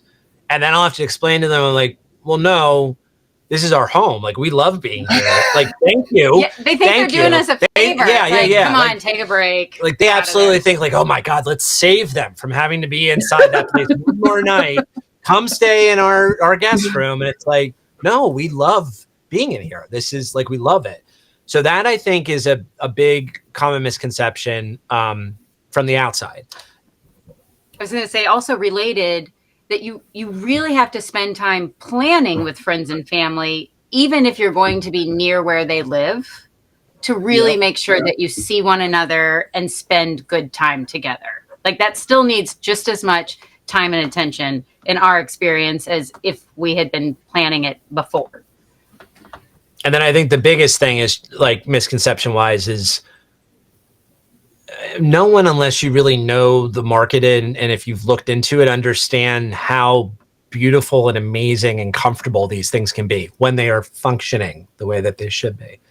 But they really are, they're homes on wheels. I get it. They have the shutters and the earthquakes and everything else that happens. But like, when they work, it's really cool what RVs are. Like, the idea, like, back to what I was saying earlier, of like, to be able to have the same space no matter what, just going with you wherever you want to go. The world is truly your oyster. As long as I was reading that there is a road that runs from Alaska all the way down to the Strait of Gibraltar at the end of South America. I was like, what? And there's people who are, do you know this? Oh yeah.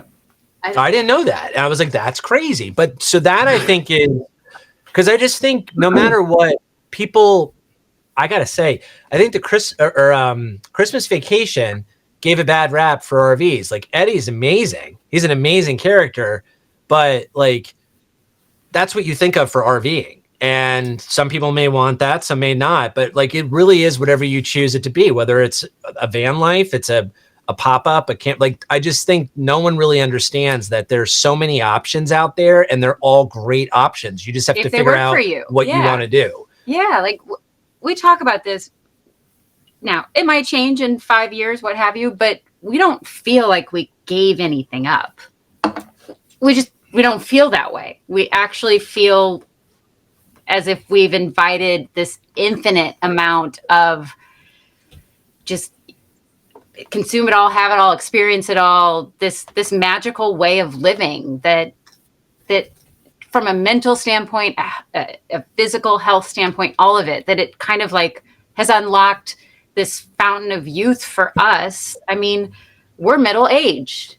We certainly don't feel it. I do some days. You know, when we talk to other friends of ours. I feel it. I'm not even middle-aged, really. Don't get me wrong, the bones hurt sometimes, but it really, I don't know, it just feels like retaining your youth from like a kid, bright-eyed perspective.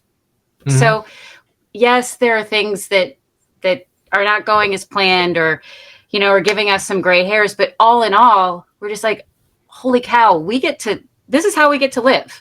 Mm-hmm. Like, yes, we have all the problems of everyday life, but on top of that, these are the experiences we're having just in constant, you know, it's just great. That's awesome. So yeah, it's a misconception of, I guess, all that, you know, like this is your home, you know, you appreciate the stay, I appreciate the offer of the stay. That's great. But you can't just park it and leave it, right? You have everything you need in there. You got things to take care of, the responsibilities of it, and you're embracing the lifestyle. That's awesome. And I envy full timers, because I'm not a 9-to-5 worker. Every single person that works here with me, they're like, why are you here?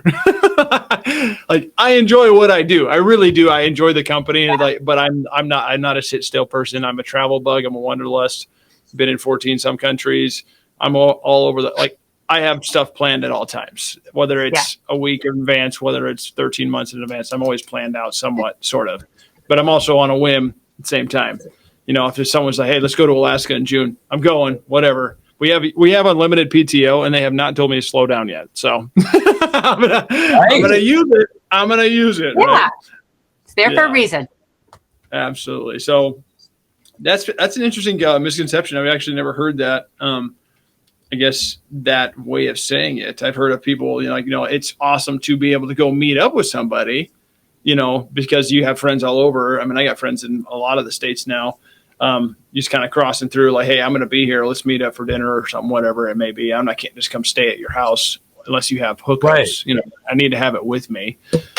So different way, and you can do it any way you like. I have kids. When I say kids, 20 like old later 20s couples that are in a 22-foot travel trailer, and a 26-foot travel trailer. I had a family of 7 plus 2 normal sized dogs that started in a 7-foot wide, 16-foot Winnebago. I'm not built for that. They did it for a year. I'm like, y'all are psychotic, but you can do it. Yeah. We did have a motor coach when we were in Almirada, 8 kids, 2 adults. I'm not sure about the pets because I couldn't get past the 8 kids. Wow. Yeah. But you make it work. If this lifestyle fits, right? Then you make it work. Absolutely. So one thing I will say that I'd love to see in the resorts is, and in the campgrounds, is it reminds me of what we grew up with the 80s, 90s neighborhoods where we were outside playing and come home when the lights go on. It feels like a throwback and that makes me happy. Like to see all the kids out running around on those hoverboard things. We're too old to even know what the toys are these days. Make me feel old to not know what the hell it is. I just remember my scooter, but whatever. I remember Marty McFly, so that's where it came from. Yeah.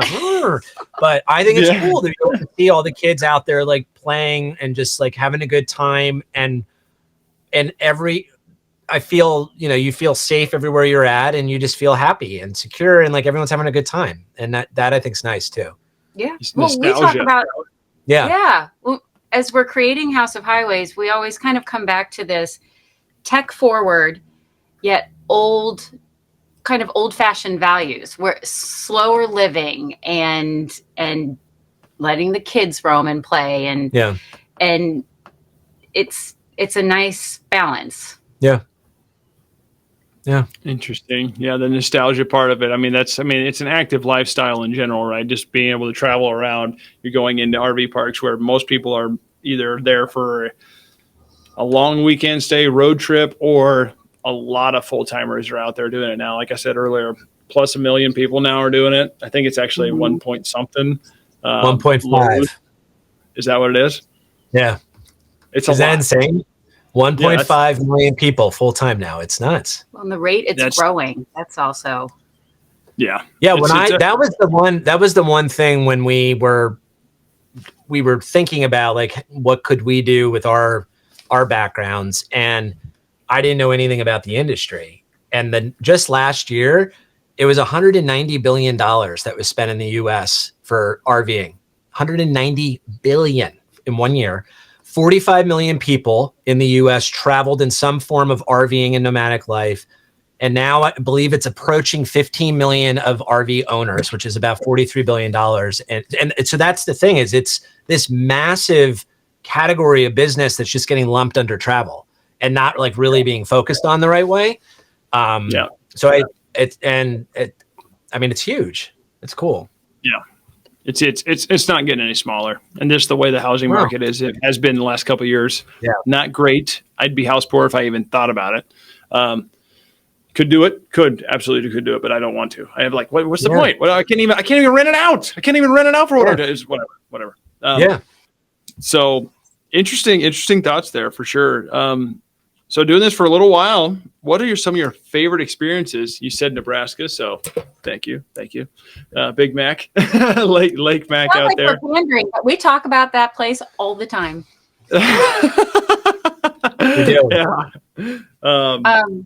What other places, things, food, unexpected benefits? We talked about a little bit. Okay. From what Hold on, I got a food one. I don't even know what he's gonna say. I know you don't. So I grew up outside of Philly, the greater Philly area. I'm very big on Philly cheesesteaks. Like I am very particular. Never really understood it. Hey, the best Philly cheesesteak. And I mean the best Philly cheesesteak I've had. South Dakota, Black Hills. There's a food truck there at their like #1 brewery. I went back. I mean, it was incredible. It was made of bison. He was telling me this. I'm like, incredible. And the 2 guys are from Jersey too, so they know what the hell they're doing. They figured out. I mean, that's a favorite.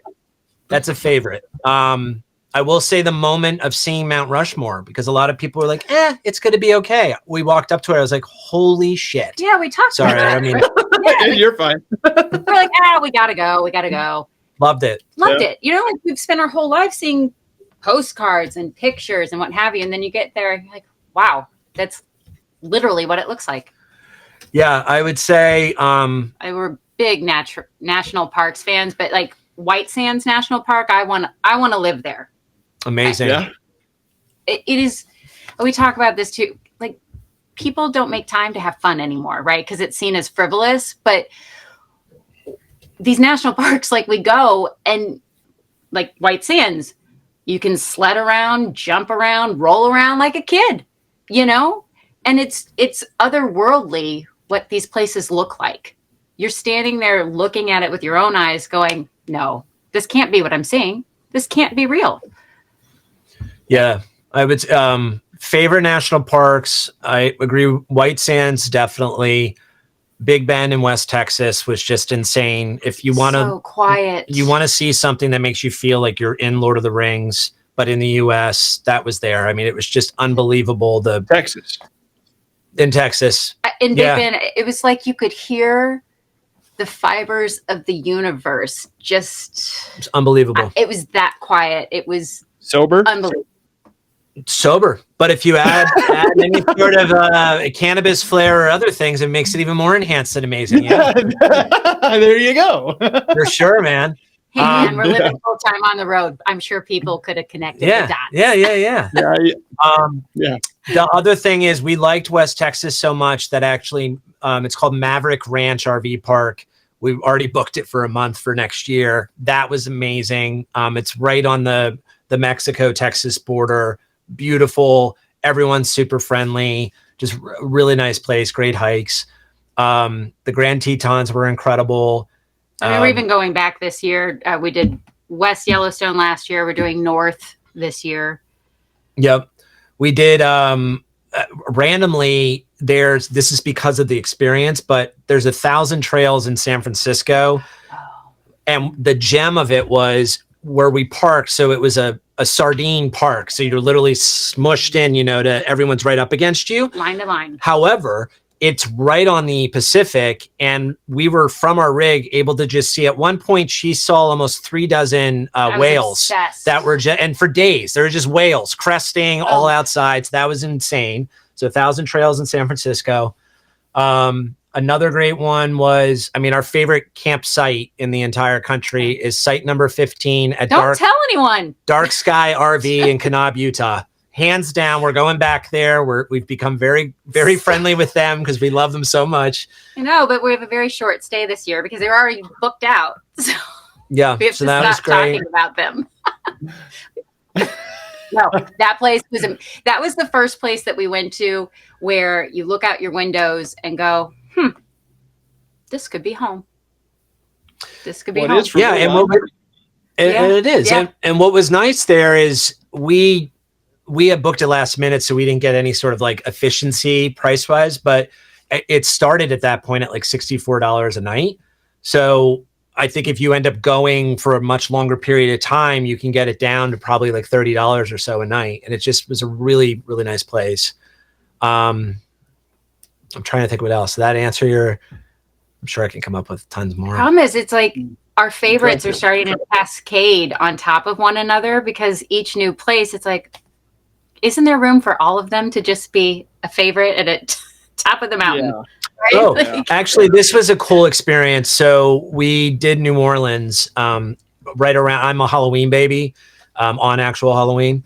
And so we're very big with Halloween. And so we stayed on an RV park that was right on the water. So you actually got to see all the ships going by. And it was done in a way where you were close enough to be able to get in New Orleans, like 15 minutes. So you weren't that far out, but then felt separated. So that was a place I would recommend. And then I think one of our favorite experiences, we went to San Antonio. We actually went twice in the last year, but we went for the Day of the Dead festival and we got all dressed up for it. We had all of our makeup done professionally. It was the coolest thing ever. Actually, they liked our makeup so much that the festival actually ended up using the photo of us, which was pretty cool. But the women that we went to who did it were insane, like what they did. She was terrifying looking, but in a nice sugary. She scared the crap out of me. She was a hot dead woman. Wait, I've been a Walking Dead zombie before. Yeah, that's true. Or for Thanksgiving. Yeah, so if you've never gone to Day of the Dead Festival in San Antonio, that's pretty good. That was so cool to learn about. Isn't that the day after Halloween? Yeah, it's November 1st. Yeah, you're right. Yeah. Very interesting. Wow. So out of all go ahead. I was just going to say, we've stayed so many places, and there's probably just there's less than a handful that we would not return to. Which we won't name.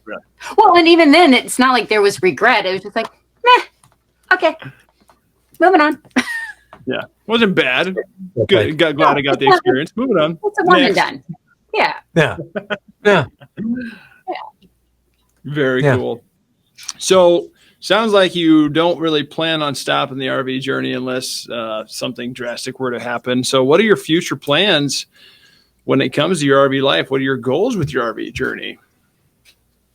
So, I mean, we foolishly, when we first started this, we're like, we'll have the continental US done by the end of year 2. And then we quickly realized that just going to get the stickers was not really right. Well, that is important to point out. So like between the two of us, we've been to all 48. She's actually been to every state except for Maine.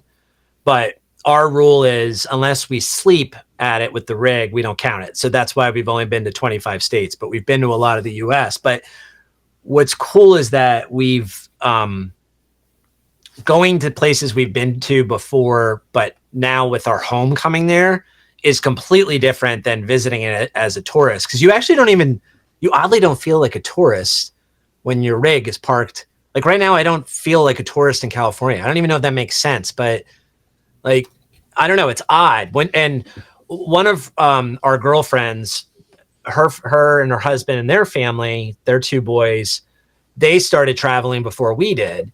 And one of the things they said to Christy Lee early on was, we started calling our RV, our rig, home early, and that just changed the mindset. And now, like, we refer to this as our home.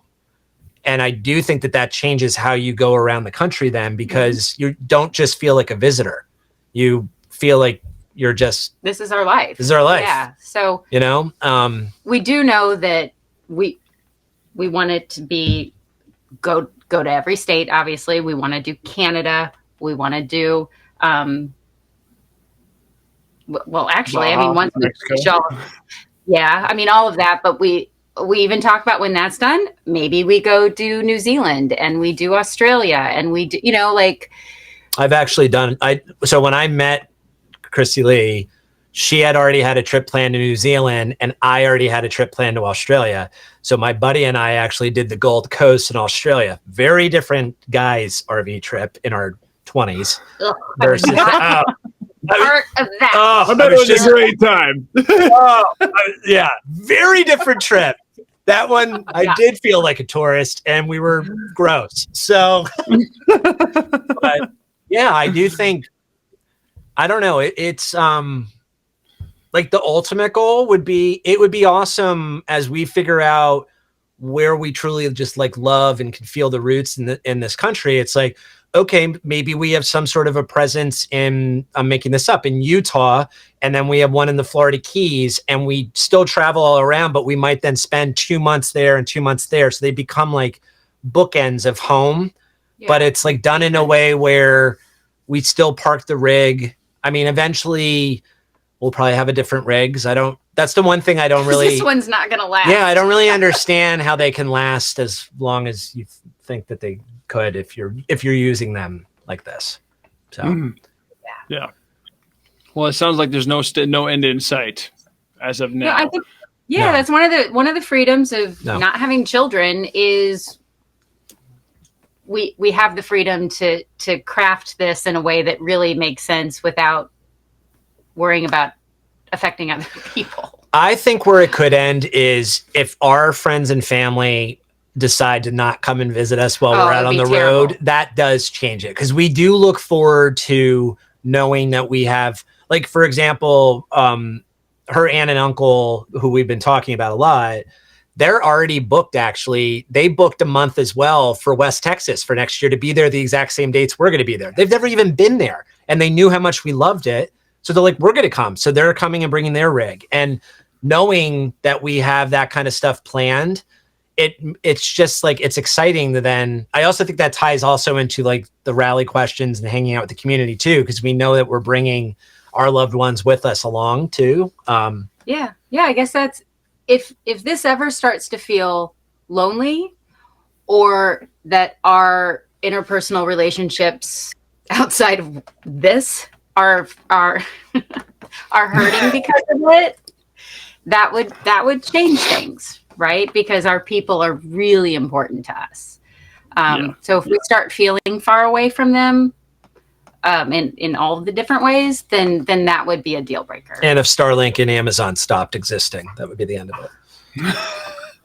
Well, New Zealand's pretty damn far away, so you might want to be ready for that one. True. That's true.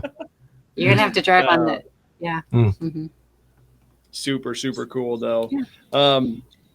On that 365 days ish, right? Gadgets and Gizmos. Sounds like you're kind of minimalistic. You do have your kitchen stuff. You have your noise machines, which is the first time I ever heard of that. We had them in our office when we first moved down here.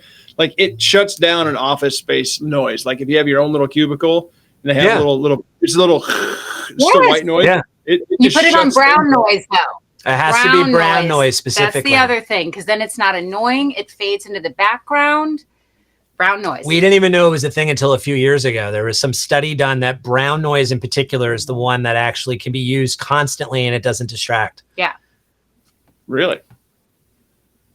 Interesting. Yeah.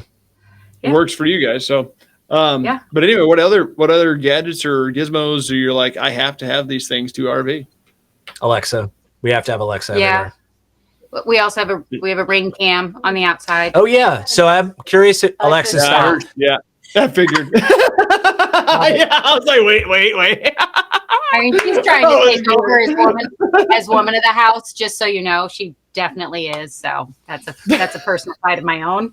So we ended up, and I'm curious if you've ever heard this before. We did this for Amazon Prime deliveries, actually, in particular, so that they could ring the bell to let us know that they were there. So we put a Ring camera outside of our door, and it's been on there the whole year. And it's been amazing because we unfortunately had an incident where someone, and it was not the family's fault, I have to repeat this, a family in Kansas accidentally backed into our rig only because they were being directed by one of the people working there to pull back, and it all got captured on the video. So it helped for insurance reasons because it wasn't their fault. They knew it wasn't. It was the campground's fault. Well, they still had to pay for it though. So that was, a nice thing to be able to have. But more importantly, the camera, the doorbell itself is good for like if people are getting deliveries and everything. That's perfect. So if you do get deliveries, what do you just tell them to leave it there or put it under the RV, or what do you do? So far, they've just put it under the RV. Yeah, we've actually had some just left on the steps here where we are currently. Yeah, where we're at here, it's been great. They sometimes it's left at the office. Yeah. I'm trying to think what other gizmos. Oh. So the other thing we have throughout the whole thing, the lighting, I don't know if this is true. I can't speak for all. I can only speak for Grand Design. The lighting in Grand Design is either blinding, like I call them institutional lights, where I feel like I'm being interrogated. Like or they're so dark I can't see anything. I'm going to sever my arm off. Or they're like an obnoxious light that could be bothersome of neighbors, which I'm very mindful of. So we have always been big on the Philips Hue lights, the smart bulb lights, and there's another brand out there too. So we actually we switched all the lights out, and we have smart lights throughout the whole entire thing that work off the app. And you are able to make, I'm not kidding, up to 1 million different light combinations. You can have it set to where it mimics the sunrise coming up and going down. So it mimics the exact same lighting as outside. He does mood lighting for us based on, like, if I'm making some sort of ethnic food, he will pick music from that country. Like if she's doing Chinese food, I put on Chinese restaurant music, and then we switch the lights so that it feels like you're in like a nice little Chinese experience. If we're doing movie night, like I like these. I love lights. We watched Beetlejuice, and he did a purple and green there was a lighting concept. Yeah. Like, so we try to keep it festive. Our whole ceiling, we actually put, if you go onto Christy Lee's Instagram, it's actually pinned at the top from Christmas. We turned it all into a winter wonderland, and people thought that was a filter we put in, and it actually is the lights. It's not a filter. And then we kept them up. So they're up year round, and we could change them all the time. Wow. This is bulbs? Just like smart bulbs? So smart bulbs. Yeah. Hue, Hue, Hue lights, Philips. Yeah. Highly recommend that.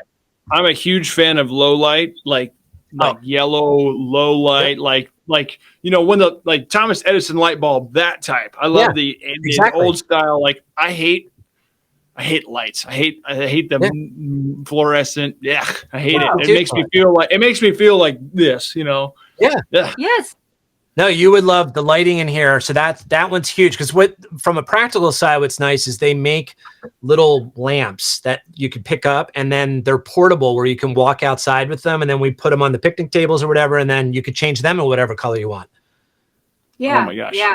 Those have been all, because when we first started, especially with my background in design, and then we were always hosting friends and family, we thought, okay, we want string lights, and we want tablecloths, and we want to do this whole moment outside and this and that. And then we got out here, and it's like, no, we want to keep it really simple. Got our fire pit we can put out, chairs, but then the lighting makes all the difference in the world. Goodness, this sounds wonderful. I'm gonna have to get some of that. Change up every bulb in the house. I have a bed tucker. I think it's just called the Tucker. I found it on Amazon. I swear by it, because I make a really tight, perfectly made bed every morning, and it's like military grade. I'm talking. There's not a wrinkle. She makes it perfect. You give him crap about planning, and you do that every morning. Every morning. Every morning. Because also it's so wonderful to get in at night, So like this little tool has just changed everything. I think it's like $20. I don't even think it was that much. The other thing, I feel like a lot of people do this, but we switch the mattress out. Oh, before we even got on the road. Yeah. So we have a different mattress too. The bed tucker. Yeah, just a white paddle. Yeah. Yeah, that looks like it. Yeah. Oh my goodness. Trying to think what else. Yeah. Interesting. We put a king in where this came with, it really should be a queen, but a king it can accommodate. Yep. But then that doesn't leave a whole lot of maneuverability. So. Yeah. It's squishy. Definitely. It's kind of a pain. That's like one of the biggest headaches of RV life.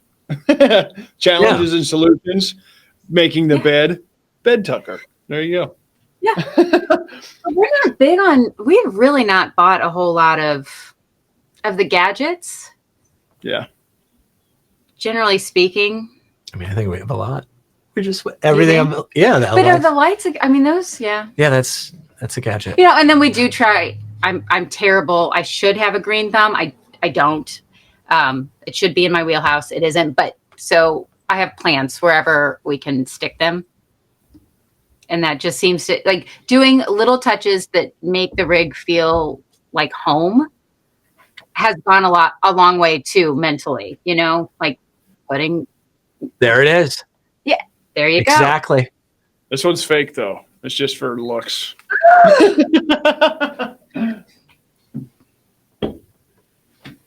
There we go. But yeah, that's you're taking your home with you. You're making it your home, right? The home is, you got to start referring it to that more as that.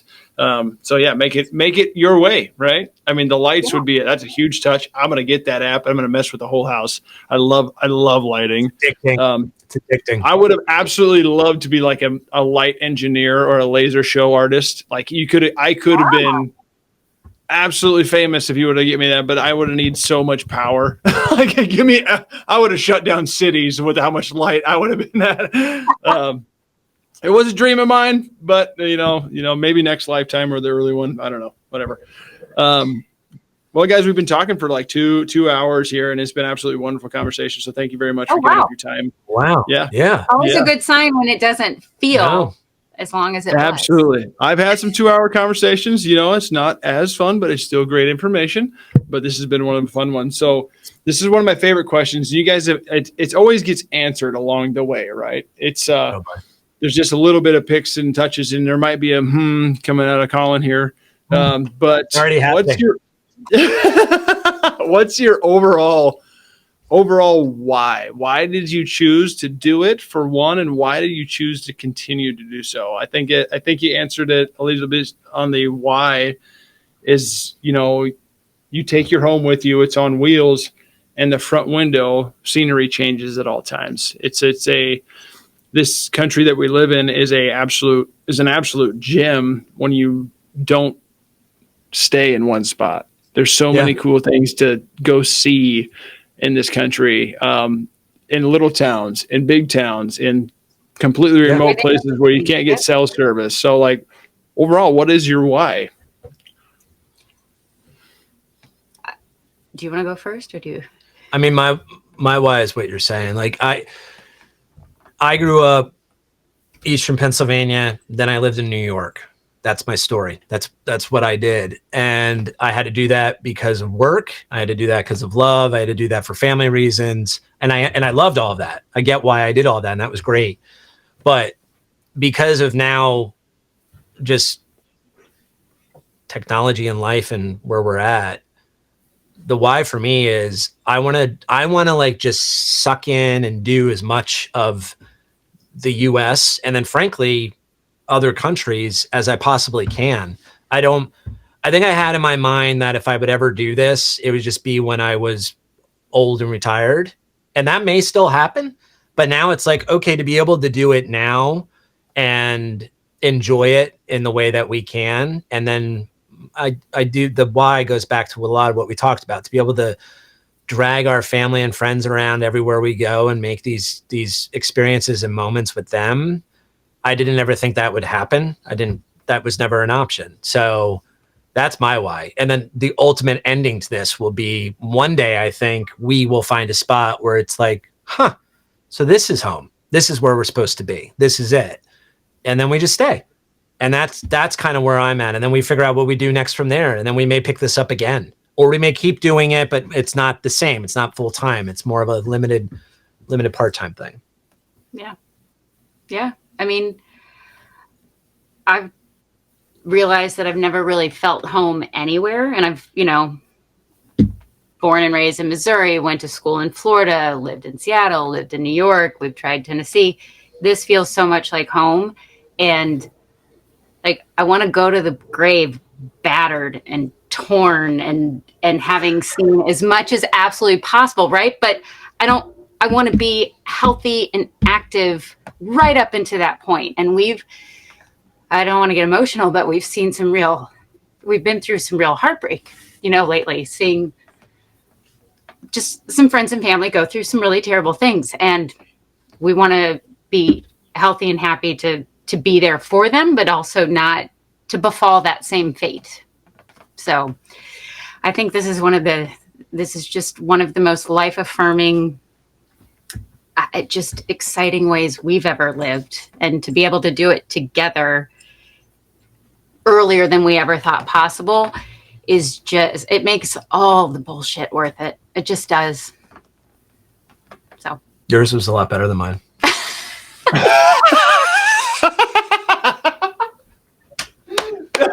Yeah, well, I can see why you like him. All right. And on that note, cut. I just talked about feelings. I know. Yeah. That was good. That was good. Yeah, that was incredible. Did you write that? That was really good. That was really good. Yeah. I mean, there's a lot of people also say, apologize for the heartbreaks. Life is life, and unfortunately, the things happen that aren't always fun. But there's for everyone, yeah. Everyone, yeah. There is an end to this, and people, the sooner you embrace it, the better life gets. It is what it is. But the waiting till retirement, like, okay, when I played college football and my body hurts. I'm 32 years old. I'm going to be 32 here shortly. I know that I can't do everything that I love for another 20, 30 years. I'm going to try. I'm going to try my heart out. Right. But to do stuff like this, like you are doing now, like I don't want to do it when I'm 65. I mean, right. I know damn well that I'm not going to stop when I'm 65, but like I'm doing as much as I can now. Yeah. That's how we prioritize too. Like there are all these things we want to do. And it's like, okay, we're front loading now. And by now, I mean the next 3, 5, 10 years, whatever it is. So, yeah. Absolutely. Yeah. I have a question for you. Does anyone ever ask you a question? Actually, no. not very. Somebody I want to ask. Why did you get into the RV world? That's a great question. Well, I'll have to tell a little bit of my background for that, if that's okay. Please. Yeah, I'm curious. I came from the construction world. I wanted to be a GC. I was, I played college football, and after that, all I knew really how to do was build homes. I did shingling, did interior, remodeling. Growing up, my first job was like 13 or 14 years old with a neighbor of mine that ran a construction business. And then that's after college. That's what I was like. I went to school to play football, drink beer, get an education. Not going to sugarcoat it. That's what it was. I get it. Yeah, I had a lot of fun. But after that, I went into swinging the hammer and got into that. It's hard to keep people happy, the GC route. So I went into roofing sales. Got offered a really good regional manager position in roofing because I did very well at that. I was going to take over for a top 3 company in the U.S. I said no at 28 years old because it's like I'll be living out of a bag, running around the Midwest and the southern states. I was like, I can't do this. So I said no to that, and I took like a 6-month hiatus out of work. And I love traveling. I literally worked 7-8 months of the year just to blow it all on traveling, skiing, going to different countries, whatever it may be. And I literally started just taking just like whoever would let me interview. I started just going to interviews for fun, honestly, just for funsies. And I stumbled upon a job at Bish's RV. It was a service advisor that I thought it was a sales job, but whatever, walked in there and I was like, this isn't sales. He's like, no, but we are hiring for sales. So I went down there and met with him, and I was like, I saw no end in sight in roofing sales or GC route. I still want to be a GC in the long run, do my own houses and sell them. Like just like I'm making the house, I'll live in it for 2 years, then kick it. But anyway, I stumbled upon the RV world and I got really good at sales in a short amount of time. Sold quite a bit in 10, 12 months. And then I was doing my own marketing on top of that. And now I'm here doing this. That's awesome. Basically the long story, short-ish. But yeah, I wanted to get into RV space because I travel. I like to do this. I like to be outdoors. I go hunting. I go fishing. I like camping anywhere. I love sleeping on the ground. I'm that kind of person. Not so much the RV person, but now I can take them for free. Yeah. That's how and why I got into it. The why is just the people, the adventure, the idea that with the lifestyle that we give people, the opportunity of the lifestyle that we give is just kind of why I do it. So that's cool. Thank you for asking me a question. never. I know that people, we actually considered like, why don't we interview you? I'm like, well, someone's got to interview me then. I'm here. Hey, just make you do it. It's more of a conversation. Yeah. Perfect. Absolutely wonderful, guys. No, this is great. Yeah. Well, thank you for being here. And we're going to talk about House Highways here shortly. It's I guess it's your main focus in your financial world right now. It's like your business plan is House Highways. Yeah. Perfect. And one more thing, real quick. We didn't hit on this. Oh, so McGeehans and Co. is our McGeehans and Co. is our holding company where we have our companies sit under that. So that's like our family office, if you will, of our different companies that we have. So we have other companies besides just House of Highways. Oh, well, perfect. All right. Yeah. I was just told to share it, so Yeah. because I listen. I do things. Awesome. Yeah. Well, perfect. Our whole motto is life is better. That's our big thing. We started that when we had the farm. It was all about you would come, hang out, relax, chill, do whatever you want or didn't want to do. And all it was about was just having a better life, just like relaxing and unplugging from whatever it was you're looking to do. And then that's kind of turned into the overarching mantra for all of our different companies. So, Yeah. Perfect. That made the umbrella company of it all. Yeah. All right. I'm texting you something real quick. Okay. I'm going to let you guys do this. Because I am not that person. I'm just the guy that facilitates it all. I would love for you guys to do that. You see the private chat? Yeah. Do you want to say it or am I going to say it? Oh, I thought we had to like plan. Okay. And do it. Ready? Simultaneously. All right. Or we can alternate if you want, you know. Oh my You want to gosh. start with, you want to say the first one? He's Okay. like, never mind. Okay. All right. Ready? Yeah. Here we go. Stay tuned For more from the RV voice. Yay! Yay! Thank you. Did that guys work so much. or do you want to do it We can again? do it again. No. You did just fine. You did just fine. Okay. All right, buddy. So thank you very much, everybody. Till next time.